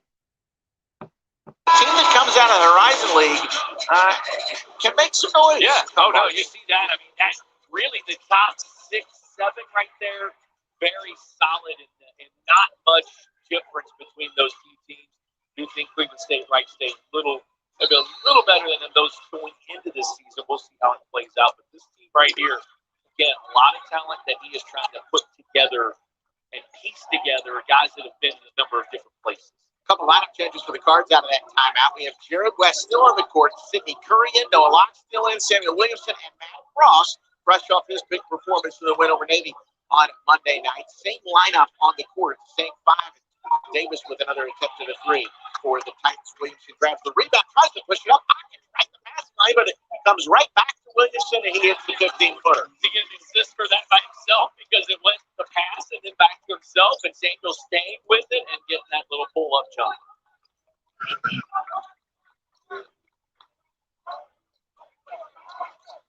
Davis guarded closely by West. Here's Akins. Tries to go by Cross. He does. And Cross picks up a quick personal foul. So last buck here from Williamson. See a replay. Oops. Akins. I'll take it right to him. And then Akiro says, all right, I'll give you that. Samuel's like, thank you. I'll take it. Akins to the line for 2 free throws for the Titans of Detroit Mercy. Madu Akins, the younger brother of former guard Dangadell, now 5 for 9 for the line this season. LLS and Mason Faulkner into the game for Louisville. Jared West and Noah Locke will get a quick read. You see, you remember my dude running around here when Dan was here. Well, just when I went to see him play a couple times before when he was a younger kid. Dingadell's got 7 straight points for the Titans. Ellis to Williamson. He'll try to go 2 for 2 off the start, but misses. Hopkins with a rebound. You mentioned Bradenton, Florida, Victory Rock Christian, where Dang went as well. Of course, the home of right around that area. Dick Vitale's going. As Ellis gets the back tip, and there's going to be a foul there. Dick Vitale, we want to wish him well. This is his first game coming up this week. Not a bad one. Not bad. And of course, the court that these guys play on at home at Detroit Mercy is named after Dick Vitale. Coached some pretty good players at Detroit. John Long, Derek Tyler, among them. Prince Aduro to Antoine Davis, guarded now by Ellis.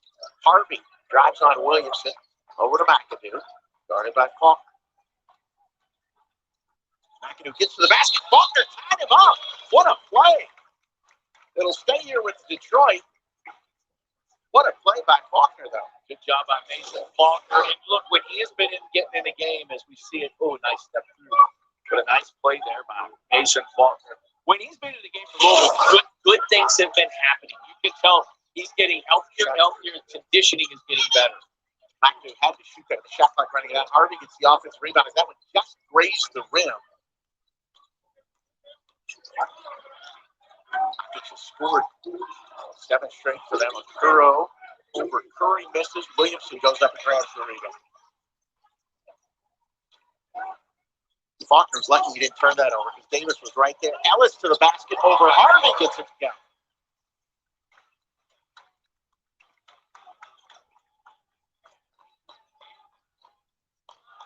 Cards up 13-10.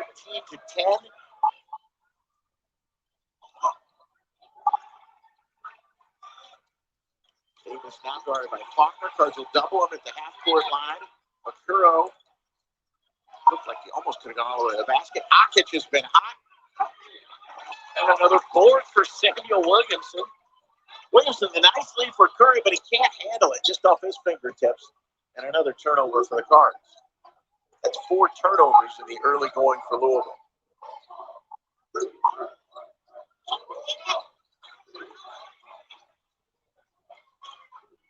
Louisville still having that trouble of grabbing the basketball on a defensive rebound. They've given up so many offensive rebounds in the last 2 games that they shouldn't have. And you can't give him an inch. That's 3 number 2 for Antoine Davis this afternoon and ties us up at 13.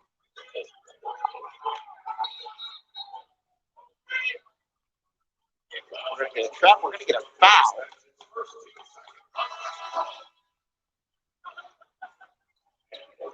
That foul was on Davis. That's his first. Second team foul on the Titans. All tied at 13. We'll get a sub for Detroit. Matt Johnson, the Horizon League 6th player of the year last year. Almost went for cross for 3. He drives niceness to Curry, and the left-handed finish. Good job by Sidney Curry there, finishing with the left hand. Excited to see him out there today for Louisville. Didn't play against Navy the other night, but I was told by the coaching staff he had a really good week of practice. Whoa, my goodness, dude, Akic all the way in over Curry with the one-handed throwdown. He has 9 points. Williamson, the pretty look to a wide-open Ellis in the corner. That one rattles out. Not a bad look there, just not going down. Davis will pull up. Josh is so pretty. Like I said, I mean, these guys. Williamson misses. Curry the offensive rebound. And gets the roll. That's what you get when you hustle down the floor. The big fella making it back down there. 2 trips in a row, yeah. Their 6th tie already. The first 9 minutes of this one, all even at 17. How do you leave him? Not supposed to, but I think Ellis will hear that too. But I see he's had 3 40-point games, or 6 40-point games. You wonder how long he can keep keep up the pace, though. Guarded so closely as McAdoo is grabbed. They're going to call that a shooting foul.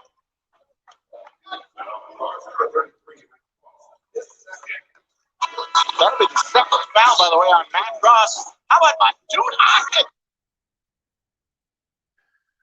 Oh man, like Louisville versus Detroit Mercy is 17-17. The game is on timeout right now. It's the commercial break, and right now, Detroit Mercy is not afraid of Louisville. They are bringing it to Louisville basketball team, and basically, Louisville look like they're getting bitch slapped right now. Like they gotta take better shit. Like to me, right now, Louisville gotta take better shots. They gotta rebound the ball on the defense end, and they got to stop leaving Harvey wide open for 3-point shots.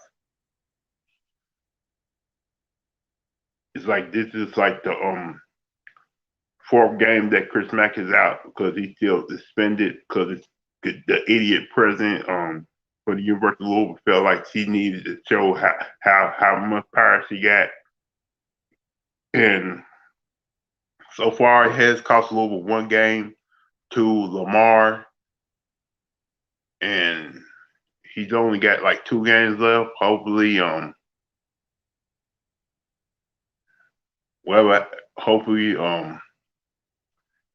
this team will look better when Chris Mack comes back from his suspension.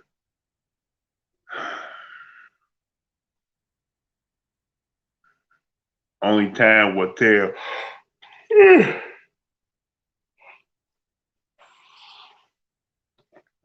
So let me go ahead and check how many if I get any new subscribers.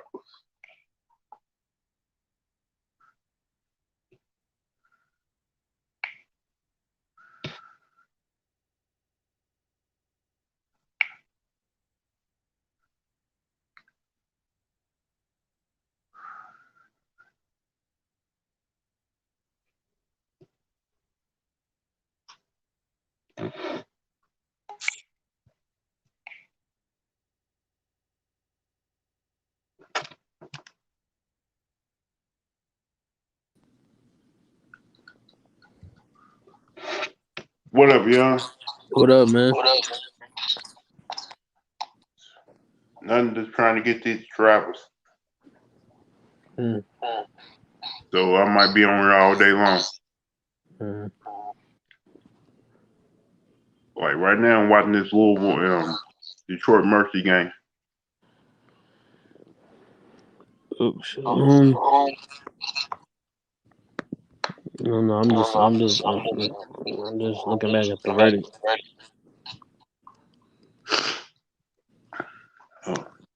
Cross dealing with some first half foul trouble. Just picked up his second personal foul. 10:45 left to play here. All tied at 17. Antoine Davis and Madut Akic have scored all 17 points for the Detroit Mercy Titans. That could change here, though, as Kevin McAdoo, 83% free throw shooter, goes to the line. He will have 2 shots, and he rattles the first one home to put the Titans back in front. Yeah, and But I don't know if you've been watching this Ohio State Michigan State game. Man, it's been beat down. I was watching because I was watching my Oklahoma State.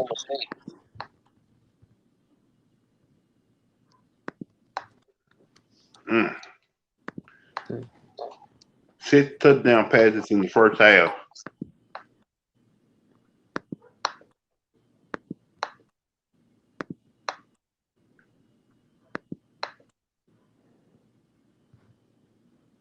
Great rebound.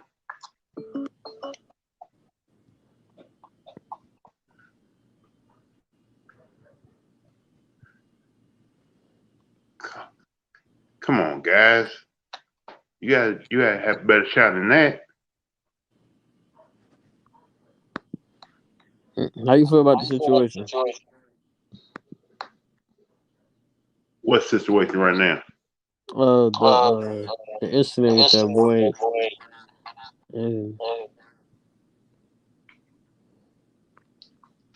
Cal Rittenhouse. Yeah. Boy, like it showed that the American justice system still unfair to certain amount of people. I mean, I can understand that, but it was self defense because That was no damn self yes it defense, man. was, yes it was. Like I Yeah, come looked, on, bro. look. I looked at that video or like on YouTube, like on YouTube before, and he was just running, and then those three people had came up to him with a knife. One of them had a knife, and then somebody said, "Yo, get him!" And he had it, and then He they was was carrying trying. weapons to a rally But because he. they also carried a weapon around. So my thing is why it's all fault. Not only him should be charged. The people that came and attacked him should be charged, and the people that were rioting, So it's okay for him killing two people.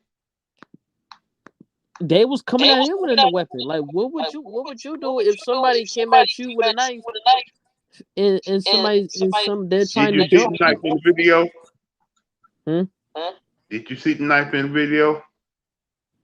The full one? I saw the full version. Did you see the knife? Yeah.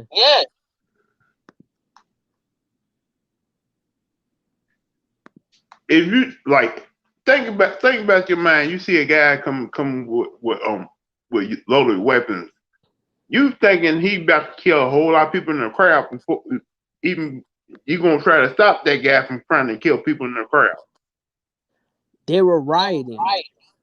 And he was just running. He was just wasn't killing people. Somebody pointed at him.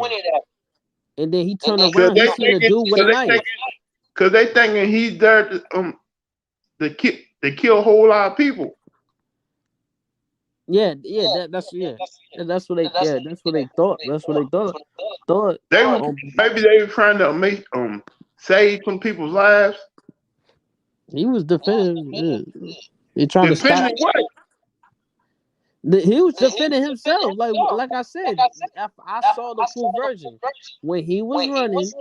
Somebody pointed at him, and someone came up with a knife right behind him and trying to stab him. And then Did you everybody ever said, "Yo, get him." did you ever think he may be a white supremacist or a terrorist? They I may don't have been. know. That's one thing. I don't know. He was probably running. I don't know what he was. I don't know what he was doing. But to me, I'm put like this: if you're saying they trying to stop an adjunct shooter, I don't believe that. I think like the mob's 100% didn't think Cal would shoot them. They just wanted to beat him up. Like, how do we know? No, if the mob chase him for stop being an adjunct shooter, why the hell do they stop chasing and run away from the moment and when he finally started shooting? Because they wasn't here was trying to stop the shooter. They were cowards trying to beat up the dude and thought it was weak. That's how shook and scared he was after he shot somebody. But the moment they realized Cat wasn't backing down, they fled. The problem was the rioters was lying that he murdered someone on purpose rather than defending himself. So that's why I was upset about. Like the lies was spreading and caused other people to get shot. Like the second death was the unfortunate though. But I believe that guy was trying to stop a falsely accused criminal based on a protest accusation. But that doesn't allow people to make crimes too, especially when he was going towards the cops and not actually shooting anyone else. But I'm just saying, to me, I'm just saying that it's all false. It's all party false, not just him. The people that were trying to attack him, and the rioters.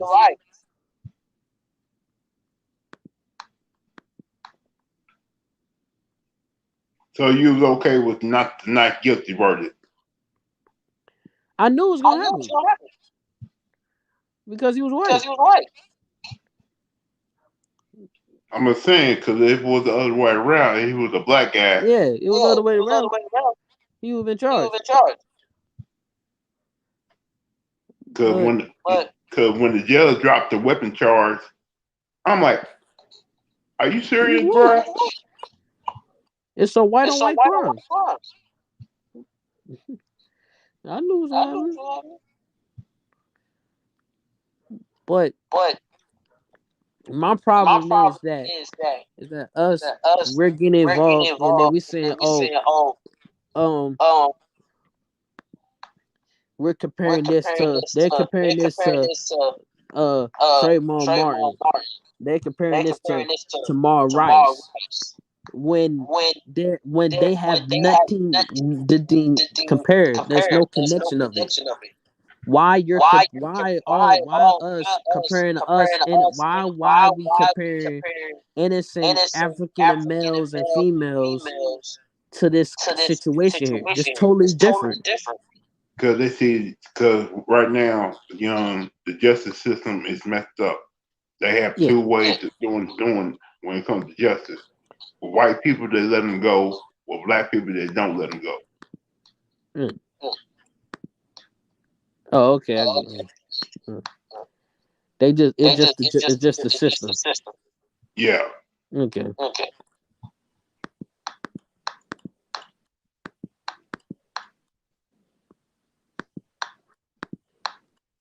And it's a possibility, like people say it's a possibility, he may do it again.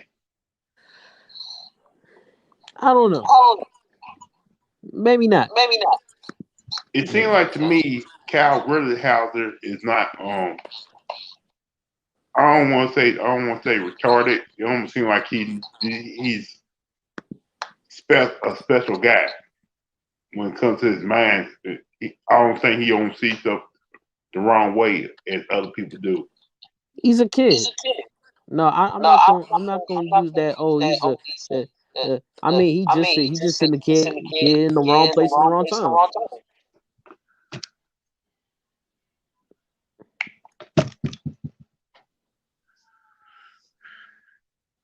Like he's a grown man though. He's like about to be 20 years old. So he was 17. He was 17 when that happened. So yeah.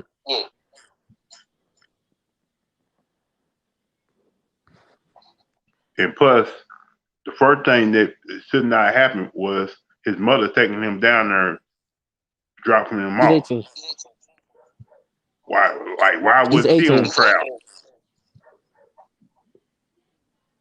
Like, why would you let why would you take your son with loaded weapons down down there to a protest when you don't need to be doing that? And you broke over state lines to do that too.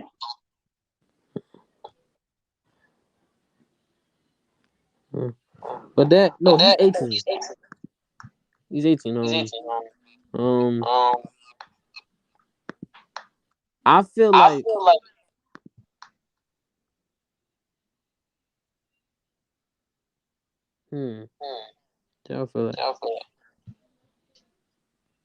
my thing is okay, I understand that, but my problem is don't attack a guy with a weapon. Don't come to a protest with 2 loaded guns. Well, don't tell. Well, why? And they have weapons too. Why is a man carrying a knife? And that's how that with that with his girlfriend with that girl when that girlfriend was crying. At that time, the police were looking like I said, they didn't know that he was like a white nationalist or a terrorist. Think about it. You gotta look at it like this too. What if he would have came down there and shot more people instead of those 2 people that got killed and one person got injured? They came after him. When you see a guy walking down the street with 2 loaded guns, they gonna thinking you about to do some more harm. Just think think about the country we've been living in. Think about the many times you see a person with loaded weapons, AK-47, all that other stuff, go to a local school, mall, and start shooting people all over the place. Think about all the crazy shootings we have ever since Joe Biden became president.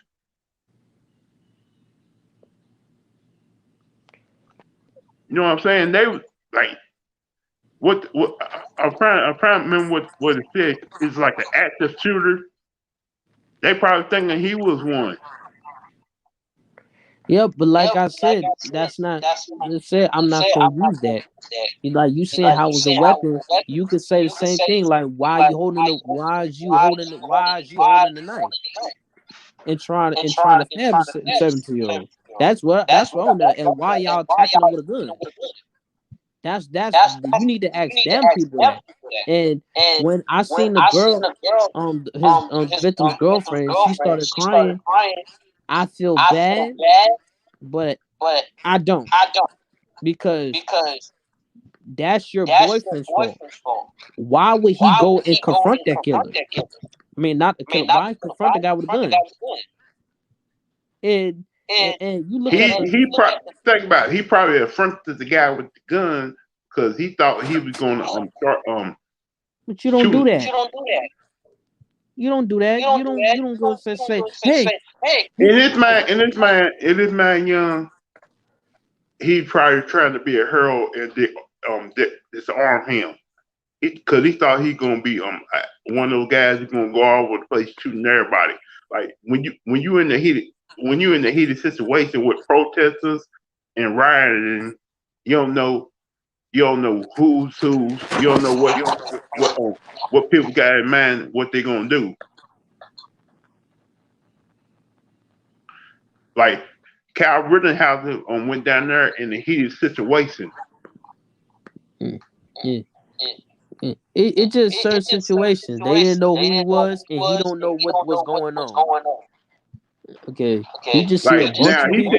He said he went down there to protect people. Like I don't know. Protect people.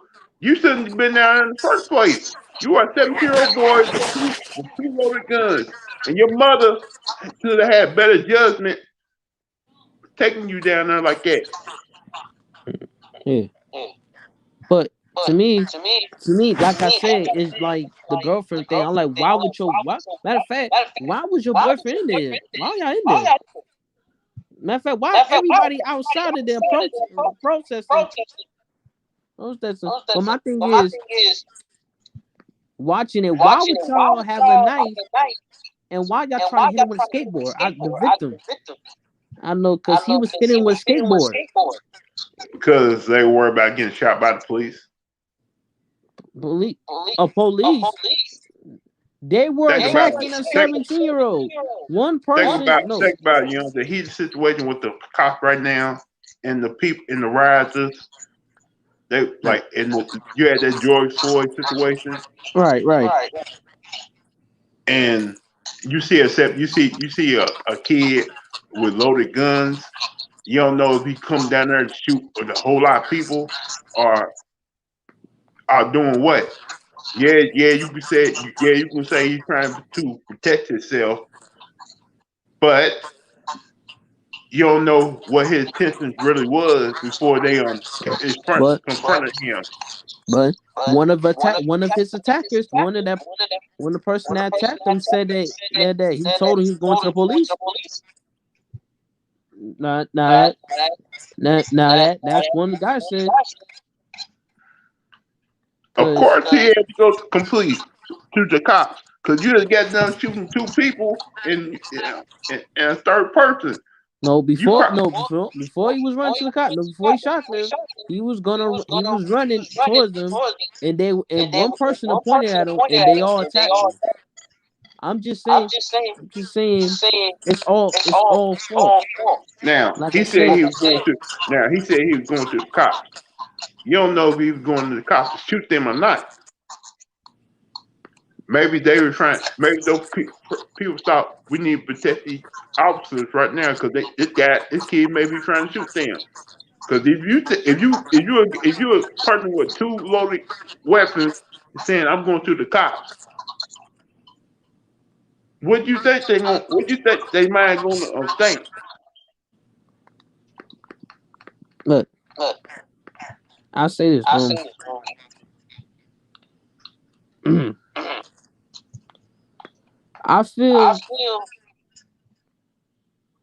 feel like it was self defense. He was defending himself. It's legal in a legal way.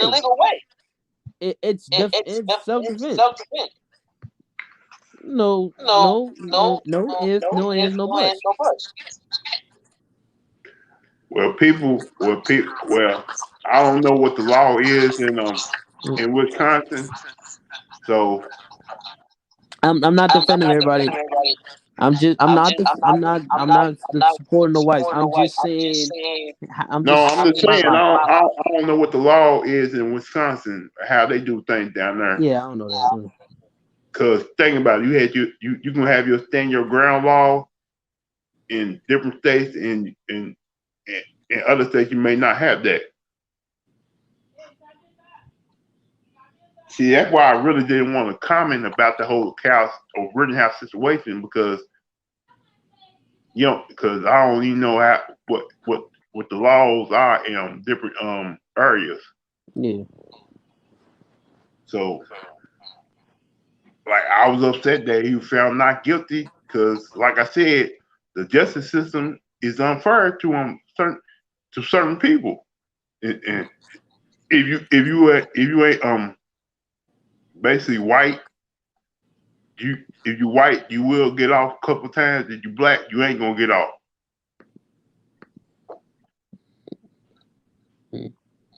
But I'm just saying, like, hey, like I said, no, it was self defense to me. If you like, a lot of people didn't know, people had a knife. People was gonna hit him with a skateboard.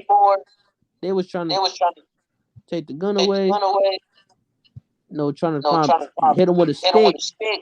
I see somebody had a stick. They was hitting him with it. But I'm just saying, what would you do? If I saw a kid walking down the street with two No. If you running, and you had a gun in you, for your same situation, and somebody pointed at you, and then somebody yell out, get at him, and then people trying to attack you with a knife, and people trying to hit you with a skateboard, and trying to throw bricks and hit you with a stick. Like, what would you do? Be honest with you, Shirley Young, if they saw me running down the street with two loaded weapons, the cops will probably open fire on my ass. No, if they attack you.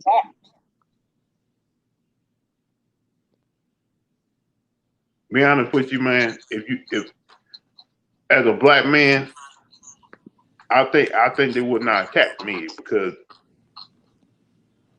they see us as an angry black man. Exactly. You know what I'm saying? An angry black man. That's how they see us. Right through my head. Look, it was right through my head. Because I'm saying, if that kid was black, they would not. Nobody would point at him and say, you gotta think about it like this too. If he said he was going to the cops, running to the cops will open fire on my ass. Because they see a black man running to the cops, they gonna load their weapons and unload on me. Because they gonna feel like he was threatening to kill us. And no eyewitnesses, those same people who got killed will have been an eyewitness and went in court and say the same thing about those cops. What it said, like he said he was going to the cops. That's what he told us. And you saw these cops unload on him, so they was defending themselves. You see what I'm saying? But I'm saying, like what you said, they would not attack me. Exactly. came through my head. I said, if that kid was black holding that weapon, they would not attack that man. They would not attack him. They would have root for him.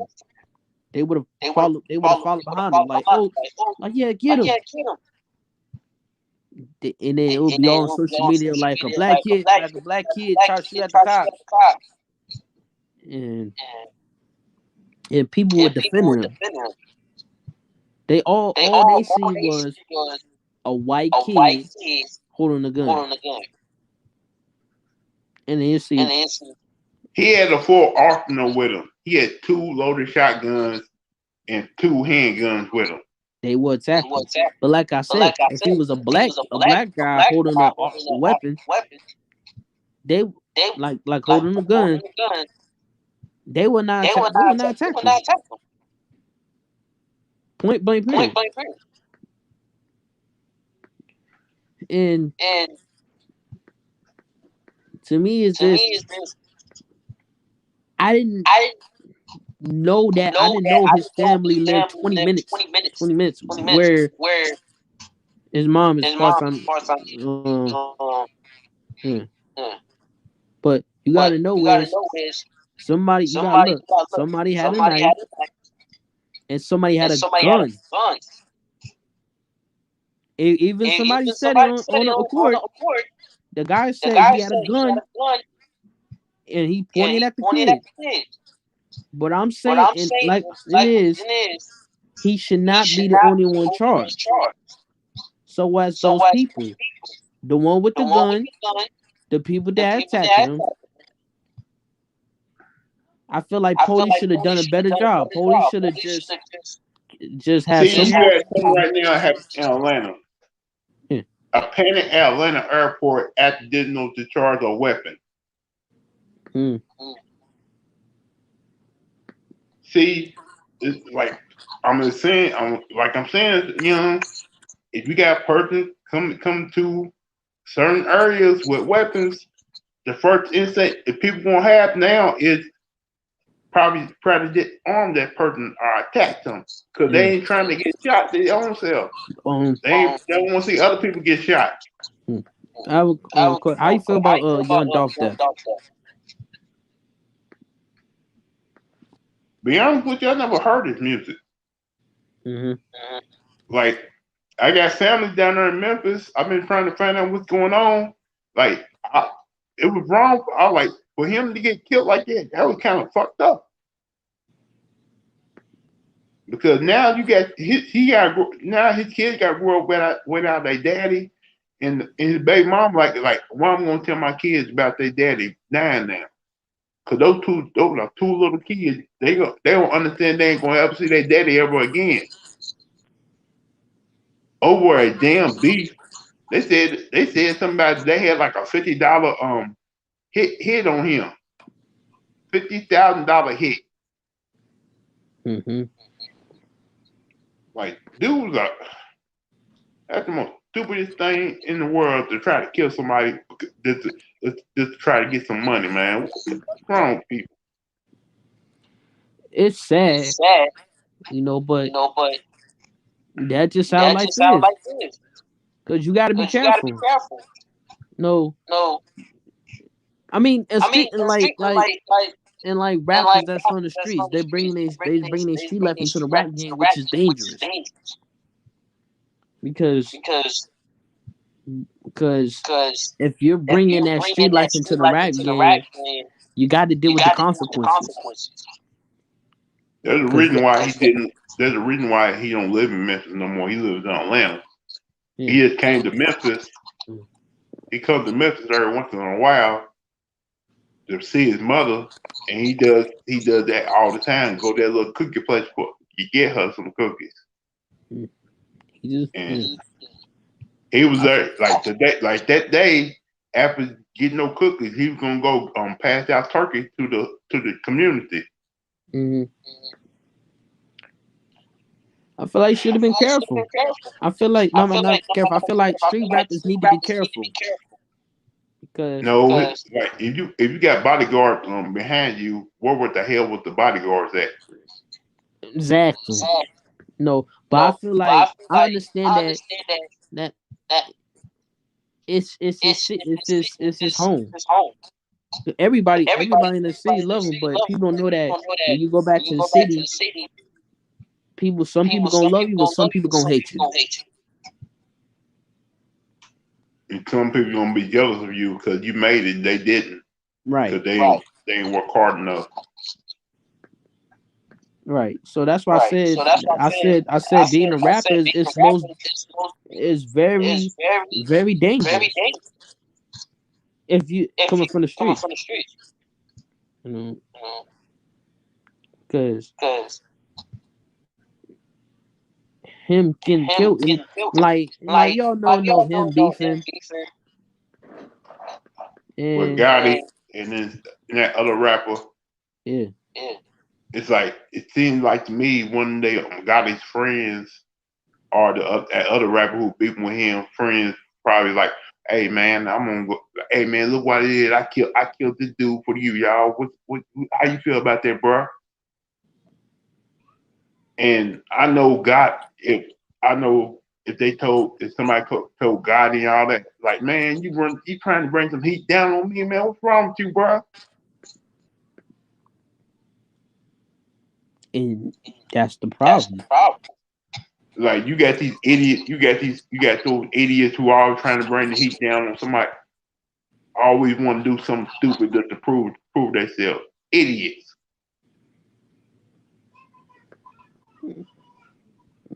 It was a problem. Now, problem is how it's gonna be different. It's not gonna be different. It's still gonna be the same. No, street law right now. I bet they looking for those guys who killed them. Yeah, they got him. No, they got the guys who shot up the memorial service. They haven't got the real killers yet. Mm. And people figure out. And I saw a video yesterday that said like, I know who killed. I know who killed young dog. All the evidence is pointing to this one guy. He said, look at the car. He took a picture in it a couple weeks ago. Look at the hat. He wore the same hat when they killed him. So everybody looking at evidence showing the guy who actually was part of the killing. Now that guy who probably killed young dog gotta be on the lookout now because you know how street justice is, man. They don't looking to get revenge. Like you got a million fans all over the country. You got a million fans in Memphis now. They gonna be looking to get the person who killed young dog now.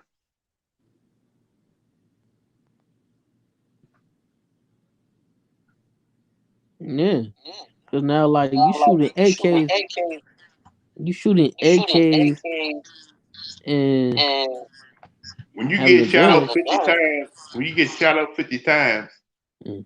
That's not no regular hit. That was a setup. of course Mm. they basically if you got shot up that many times, your body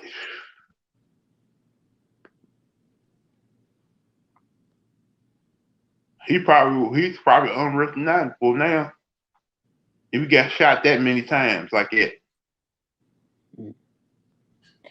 Yeah, but like it's nothing new. Like street rappers dying in a city.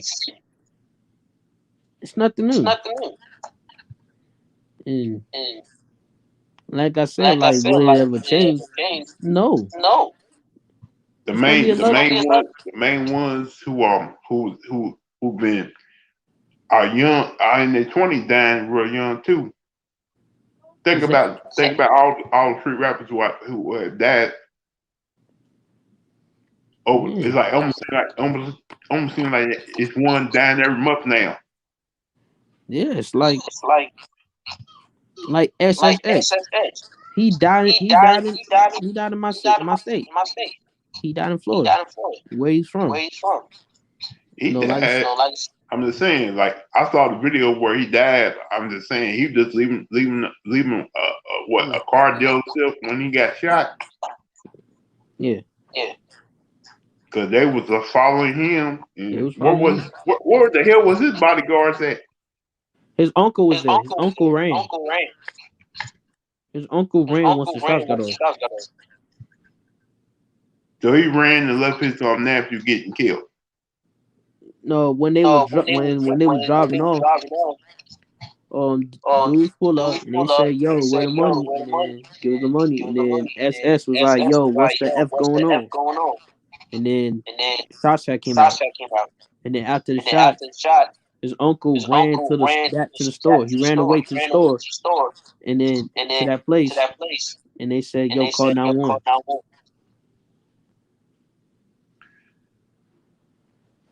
If somebody come up to your car saying where the money at, why didn't you take off in the car? They had him blocked. They had him blocked, so he can't go nowhere to go because they had him blocked. It was a big truck. It was a big car. It was a big truck. So there's nowhere for him to go. They said, I'm just saying, they said where the money at, and just went ahead and shot him without getting the money. They said after the money. He said what he said. XXX said what the F is going on. Then they shot. Yeah. Did they get any money at the time? No, they ran. So basically, you shot somebody without getting the money. Basically, you looking to kill somebody. That's right. See, that was a hit. Mm-hmm.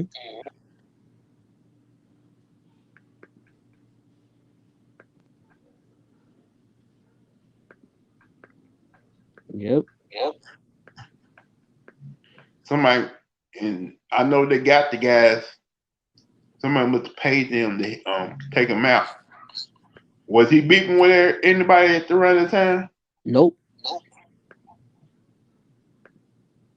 He was squashing all the beef. He was no. What happened was like I said, like when you drive the exit Lou, and then a truck came in and blocked your path. You got nowhere else to go. And two dudes pull up and say, "Yo, give us the money." And you say, "Yo, what's going on?" And then my bad, I take it back. His uncle got out, and that's how the shots got off. Because his uncle got out and ran, left his nephew. That's what I'm saying. Why are you running? Why are you running away? Why your nephew getting shot like that? Like it wasn't a bulletproof car or something like that. Like you should have had one of those. It was bulletproof.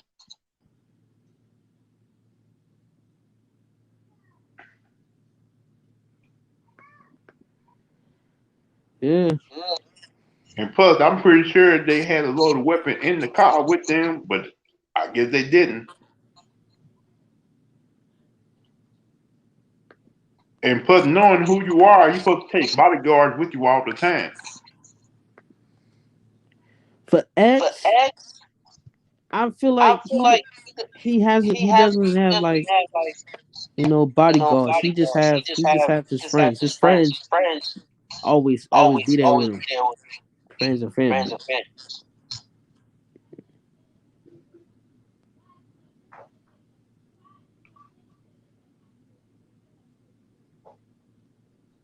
Like the bodyguard should have been behind him, and once he saw no car blocking him off, the bodyguard to the guy the back of the car and started blasting no guys who were trying to rob him. No, that's what says. My cousin, no, he told me this. He said, if you a lead car, if you know your money's in the first car ahead of you, the second car behind you should be all your bodyguards. You feel what I'm saying? Mm-hmm.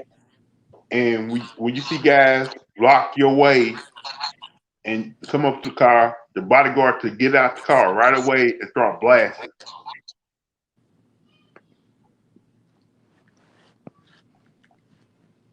Um, I just feel like I don't know what to say because Now, if you was a yeah, what the hell was that? Now, you want to be a rapper, right? mm, I'm pretty sure you're gonna have bodyguards go with you everywhere you go, right? yeah, And I'm pretty sure if you get a like a car, truck like that, you want to make sure the glass is bulletproof.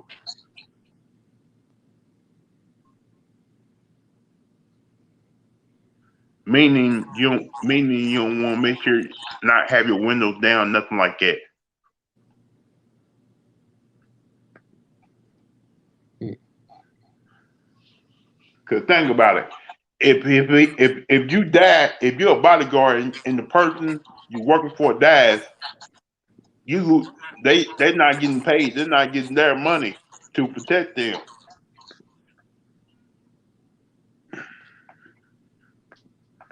So think about little bodyguards who supposed to been there. They said something about they was there, but they still let him get shot up like that. yeah, like Cause oh, they we was saying there. they was It's in the like alley. if y'all was there, why I let him get shot 50 times through the window? And what the hell was y'all doing at that time?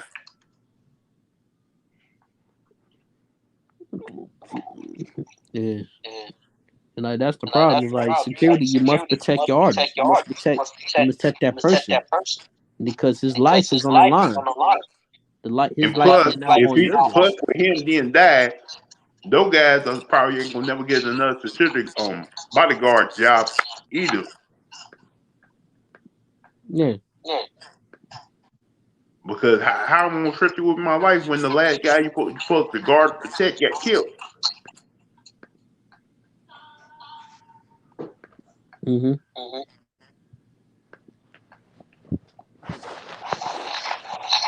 I got a question like why you think rappers get killed in their hometown in their own city? Because of jealousy and envy.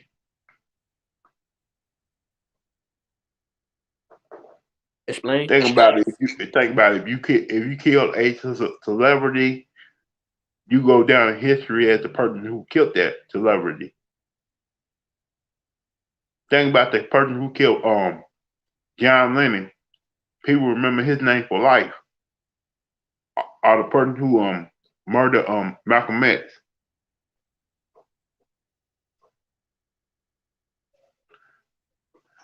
It's just jealousy. Yeah, basically it's that too. But I don't understand why rappers always come back. Because they actually want to do something for that community. Like, let's say you can probably help another artist from your city get a deal or something like that. That's what they want. That's what they try to do. Cause they don't want to be like you got some that don't want to be the only person out here getting money. They want to help. They want to help other people get on. And sometimes the people who don't got real talent get upset about that. And that's when the jealousy comes. Yeah, think about it. It may the person that killed him may be somebody he knew before he got on. Think about that person who killed your boy in Los Angeles a couple years ago. Oh, Nipsey? Yeah, Nipsey knew that guy. The hood knew him as a snitch. and Nipsey told him to get away, and he felt some type of way and came back around and shot Nipsey. Not only he shot him, he kicked him. He get them in front of his own store.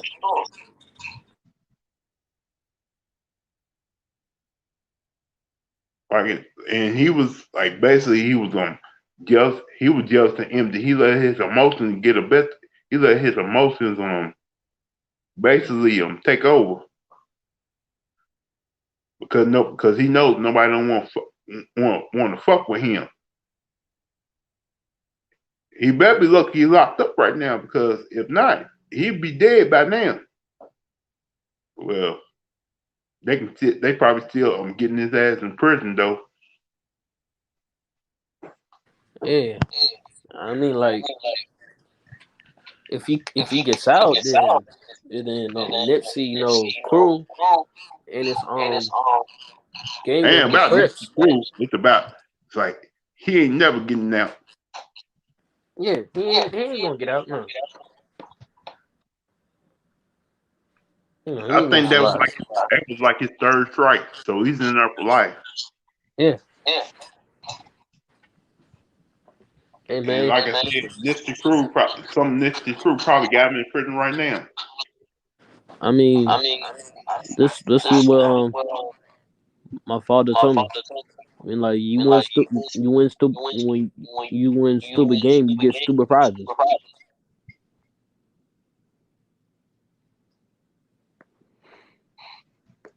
Like I said in the past, like if I ever get money like that, I'm gonna live like a hermit. There ain't nobody gonna know where I'm at.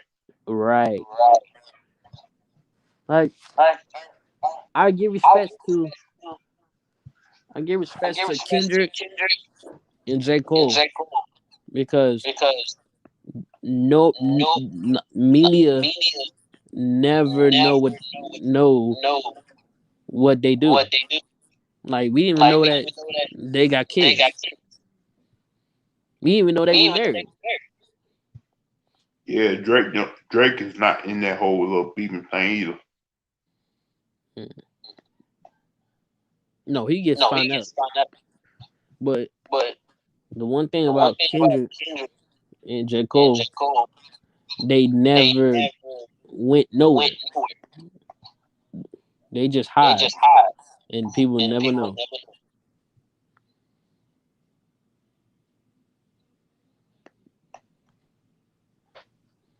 That's the one thing I like about.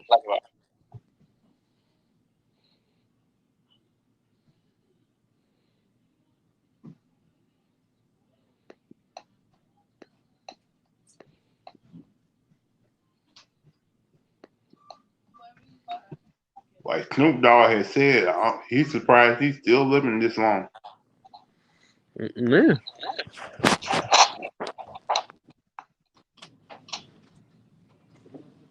Cause it would have been plenty of chances he would have got killed, but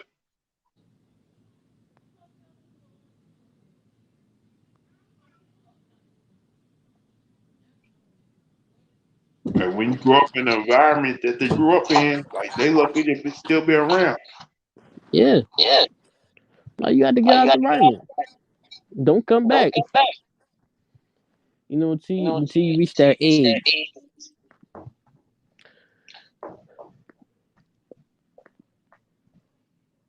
Mm.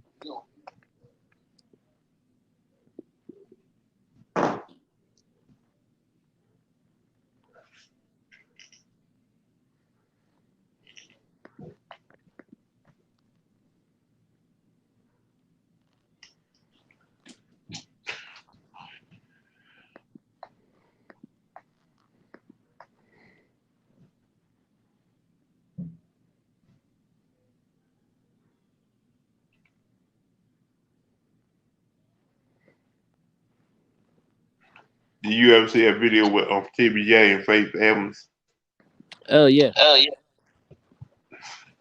I don't blame Faith Evans. I don't know. I don't blame him.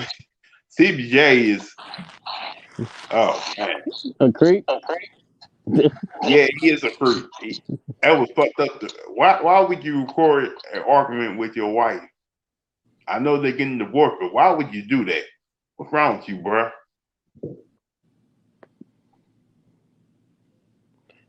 Like people, but people think it was shady of him to be getting married to his homeboys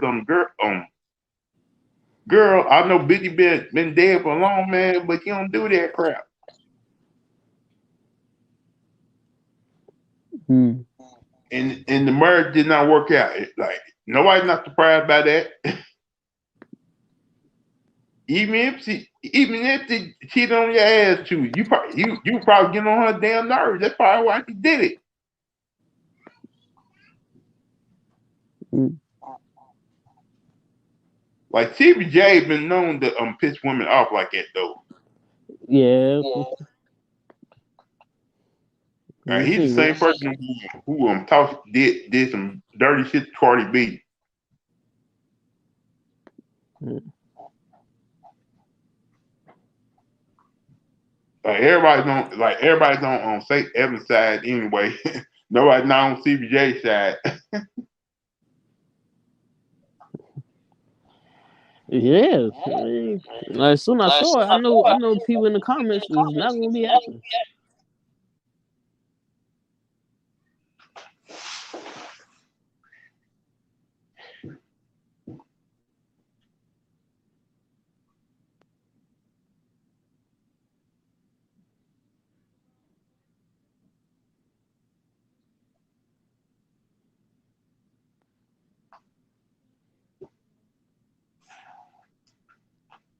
Like when they first got married, I was like saying, really? Why? We didn't even know they got married. It was like, whoa, they got married?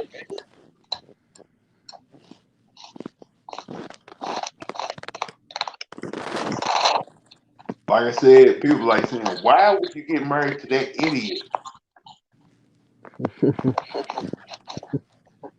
And after 3 years of marriage, it didn't work out. And she cheated.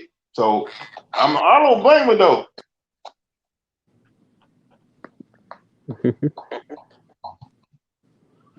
I don't think nobody blame her for cheating on his ass.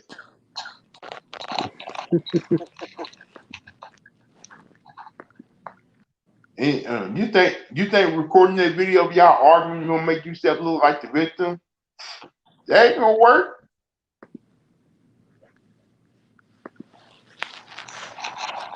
Mm.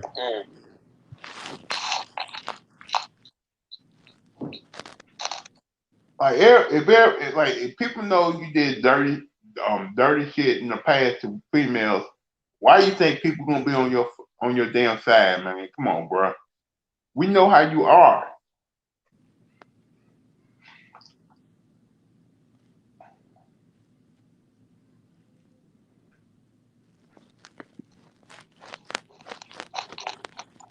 Talking about, oh, she put hands on me. That's why I don't want to get a divorce. Mm. So what? You're a bitch now because you're a bitch now. What? Because he put hands on you. You're a bitch.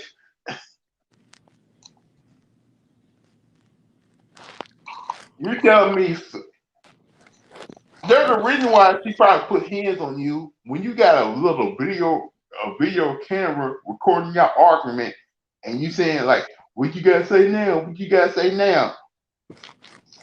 She gonna probably wood slap you in your damn face. Mm. You recording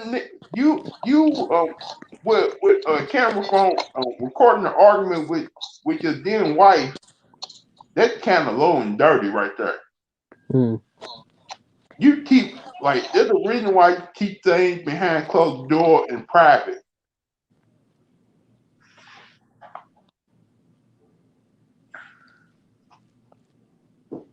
Like why you letting your business out there like that?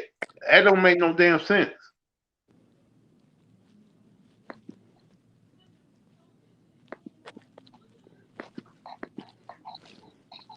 Dude, you think I come online and tell all my business like that? Hell no. I don't come on here go online talking about all the different females I've been with.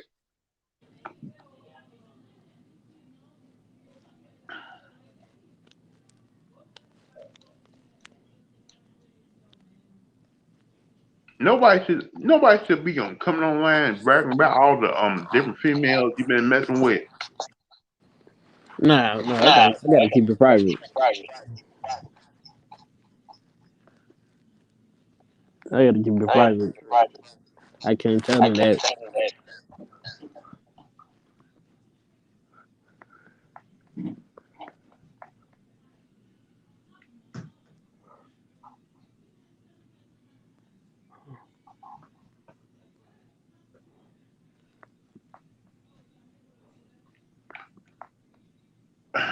I'm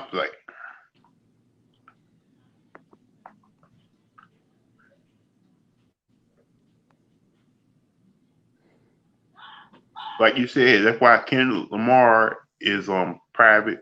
Like nobody don't know who he messing with or if he Nobody got knows. any kids. You got kids. You don't know. But do you know who his baby mama is? Hell no. We ain't supposed to Mm-hmm. know. He ain't got no baby mama, and he never bragged about it. That's what I'm saying. He like to keep his life private. He probably got a couple kids and baby mamas. Why?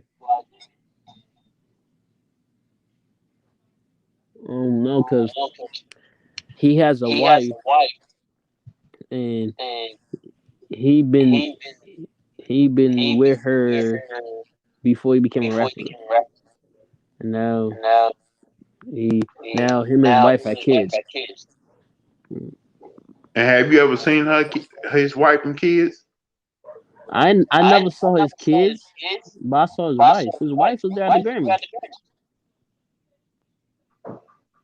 And you don't know that much about her, don't you? Nope. Nope. Think about it. If you knew her movements and what she was doing, they would try to rob her and kidnap her. Mm. Like you remember that R. Kelly song with Ronald Isley when he had that woman and he had R. Kelly follow her all around the place Mhm. and he ended up sleeping with her. Uh,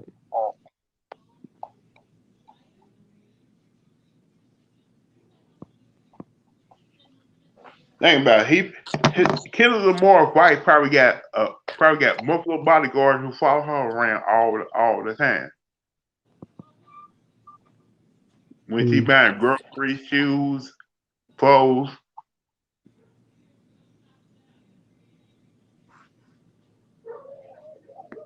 Right.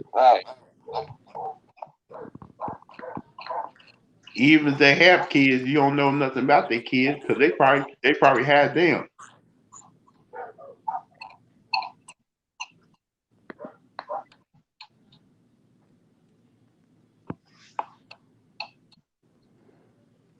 So I'm gonna stay out of Kendrick Lamar business. So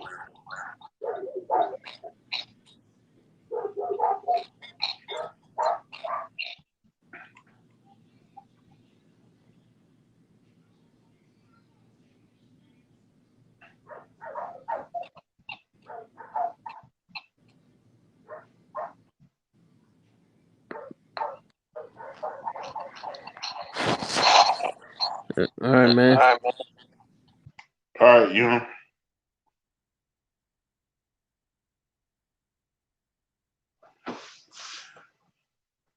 All right, y'all.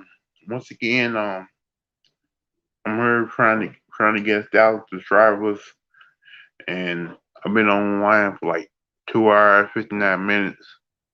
And I want to thank Sterling Young for stopping by. I want to thank Polo. I want to thank Hitman X for sharing my content.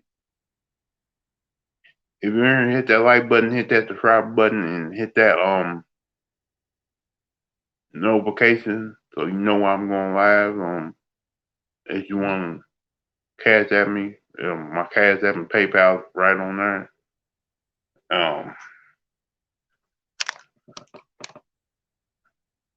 Other than that, I want to go back. I'm gonna put you back on the Louisville versus Detroit Mercy game. Right now, Louisville's up 53-42 with 12:57 left to go in the game. I may stop the stream after the game to go on the radio show and talk the basketball game with Ethan Moore. No, with Steve Rummets.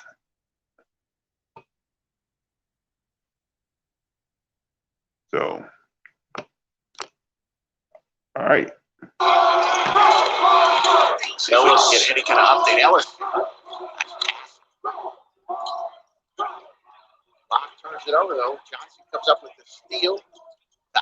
He'll try the three. Can't get it to go. And it's another of those offensive rebounds. It's been a problem. It was a problem early in this game. Then they seem to figure it out. But yeah, that's the first one. Johnny comes up with a rebound, and then Davis says, "I'm not finished shooting." He drains another three, his third of the game, and just like that, Detroit Mercy is back within single digits. And another turnover for the Cards. He knew he was going to shoot that, and he hits it at the net, and then he come back down from his last shot. Doesn't matter. Antoine Davis on fire. He's got 4 threes, and Detroit Mercy is within 5.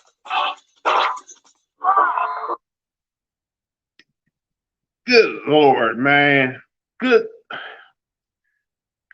Come on, bruh. Good Lord. Oh, my God.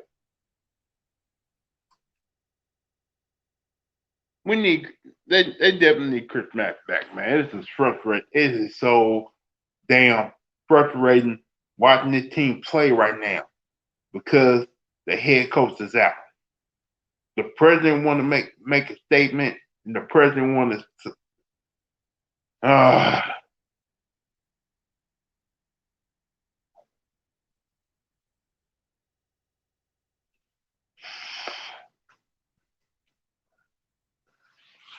Trying to prove that he had the power to do whatever the hell he wanted to do. It's been a struggle. It's been a damn struggle watching this Louisville basketball team right now without Chris Mack on the sideline. Like, this team is better than that. They should be better than that.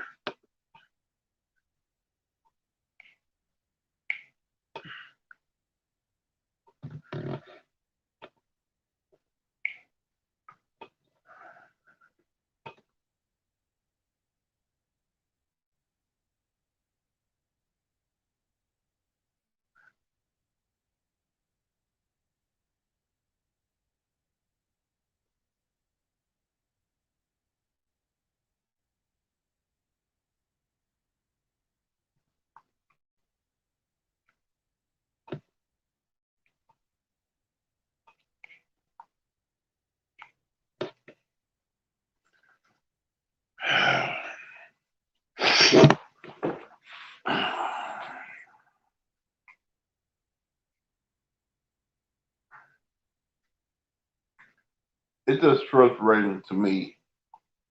You watch a team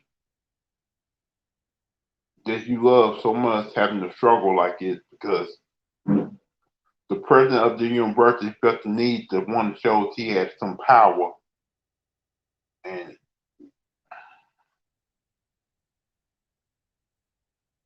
felt the need that he had to show that she was all that she can do whatever the hell she want to do.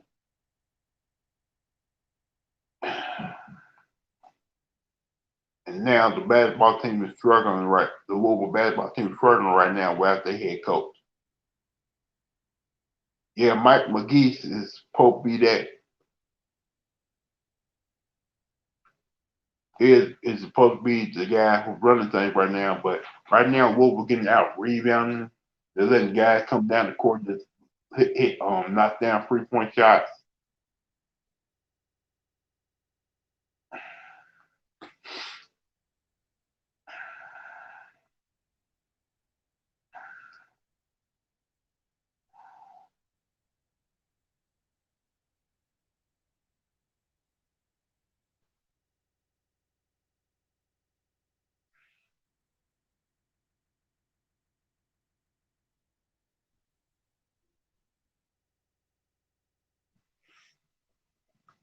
performance. Jody, you were there for it. 44-yard touchdown run, 72-yard run. 7 TDs. Just an electric performance from a guy who has, I think, had one of the more unbelievably quiet, great seasons.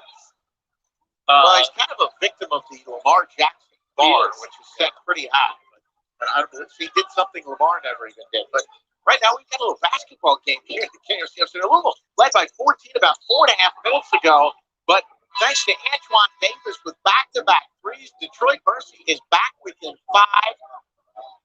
Davis now with 4 3-pointers in the game, and that is the 46th time in his career that he's hit 4 or more threes in a game, as he has a little chat with official Mark Stern. We'll take a break. We'll be back. The final 11:41. Cards lead by 5. All right, here.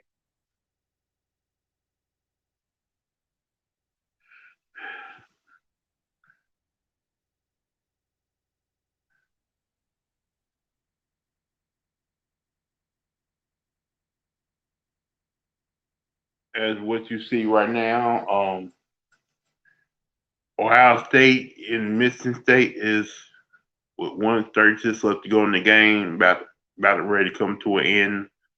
It's 7-56. Ohio State just dominated from the game from start to finish. And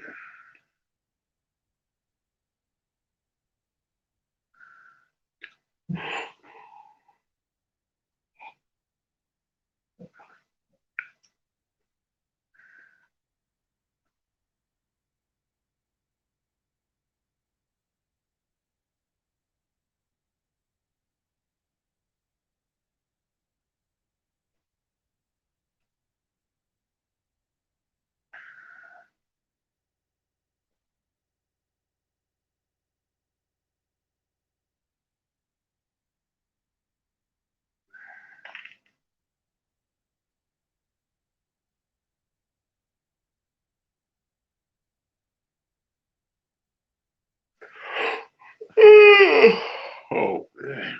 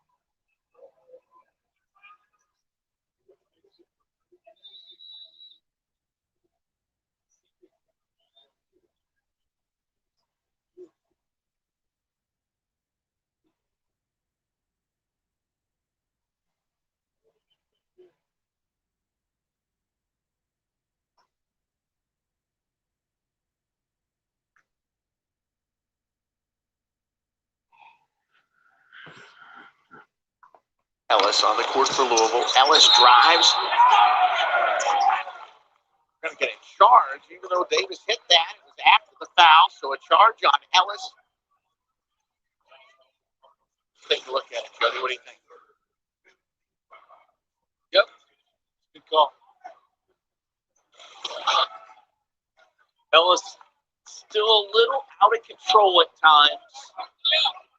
Giussiani just doing the little things for Detroit Mercy. They just try to sneak a couple of minutes a game off that bench for now while they have some guys out. They're doing just that. See, right now, they're going to be looking for Davis, who's hit the back-to-back threes. His jumper comes off. Williams able to tip it, and Davis comes up with it. Cards with turnovers on their last 3 possessions, but Williamson says not this time. Did a good job by Davis, knowing he could have probably made a tough shot, but he got to Samuel, who had the easier shot. By the way, we're told Matt Frost under the weather, not feeling well. He is in the locker room and not sure if he will return. He's been such a spark plug for this team. Williamson able to get the steal from Davis and then comes up with the loose ball, gets to Williams. Ellis looking to attack.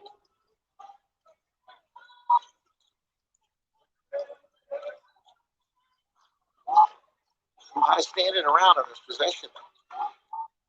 Ellis gets the screen from Williams, and then his jumper barely grazes the rim, but fell right to Malik. It was a sand shot that I'm not sure did it even graze the rim. It was a good position there for Malik Williams, who just sticks it back in, and that's what Louisville should be doing on the offensive boards right there. They're bigger than this team. They're more physical than this team, and they need to take advantage of that. Louisville now 14-8 in second chance points. Johnson's three just grazes the front of the rim, but an offensive rebound, and then right back to Davis for a wide open three, and that cannot happen. That's 5 triples for him this afternoon. And that's another offensive rebound you get your hand on. You got to get that rebound. Ray Davis tries to answer, but can't. Harvey with the loose ball. Jared West with the assignment on Davis. Gives him an inch. Tried to get the foul.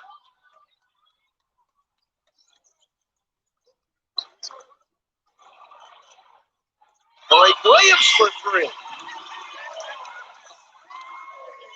That time it paid not to hustle down floor. He was the trail guy that was taking a little bit of a breather. That's kind of a key position there. Up 6, you're like, no, great shot. It's a little bit of a breather there as Malik was taking it. And Courtney is like, oh, I might get an open 3 off of this one.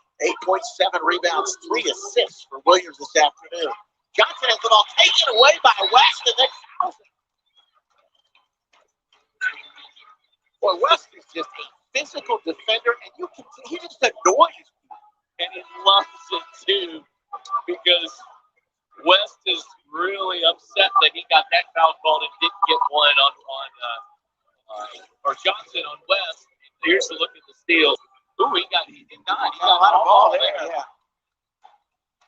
And Jared just loves it and eggs it on a little bit too. Noah Locke back in the game for the Cards. Roosevelt Wheeler seeing his first action of the game. Coming off his big performance on Monday night against Navy. West all the way to the basket. Gets fouled. He'll go to the line for 2 and a chance to extend this Louisville lead if he was passing. But we'll see. What do they get out of 2 shots. What do you think of Roosevelt Wheeler then? I thought, look, Big Row has got a ton of potential. And people have to remember that he missed an entire year of basketball. He was hurt in early October, right around his senior year last year, had an Achilles injury, had surgery, and was out. It was not full go as Jared West makes the first of the 2 free throws. He was out until just before they started real practice. It was almost an entire year that he didn't play. He's got a lot of time to make up, a lot of things to learn. He's got a ton of potential. Did play in the first 2 games, played 10 minutes the other night against Navy as West misses the second at 3 points, 3 rebounds, 2 steals. Affected the game just about the entire time he was out there as Sidney Curry didn't play a minute the other night. Curry actually looked pretty good in the first half here. Davis gets another open look with West on him and hits another 3. Goodness, that's 6 triples this afternoon for Antoine Davis. Another turnover for the Cards and another chance for the Titans to get closer. Davis gets to the basket, and he'll go to the line to shoot 2 free throws. And by the way, he's hit 57 in a row. Longest active streak in the nation.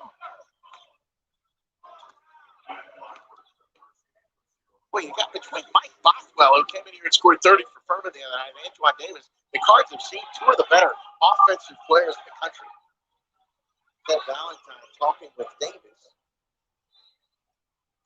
Supposed to be shooting free throw, right? Supposed to shoot 2. One of the best career free throw shooters in NCAA history. 88% in his career, and I hits them. That has been first 7 in a row. That breaks a streak that was #1 in the nation. in his afternoon. 24 points, 6 3-pointers. That's his 16th game in his career with 6 or more 3-pointers. Mike Davis will take a minute to talk about it, just ahead of talking with Antoine. He scored their last 13 points, and he's got the Titans right in the thick of this one, 61-55 cards. The holiday season and joy filled the town, except for Scrooge, with his perma-frown. The gift of a Peloton.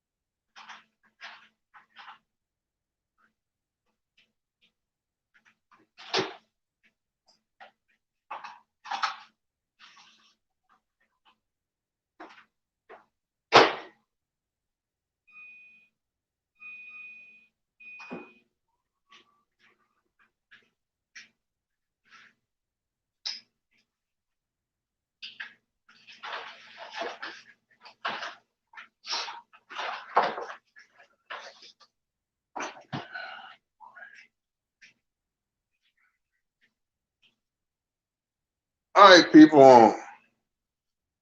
I'm gonna take a little break. I've been on for like 3 hours, and so far I haven't got no new subscribers yet.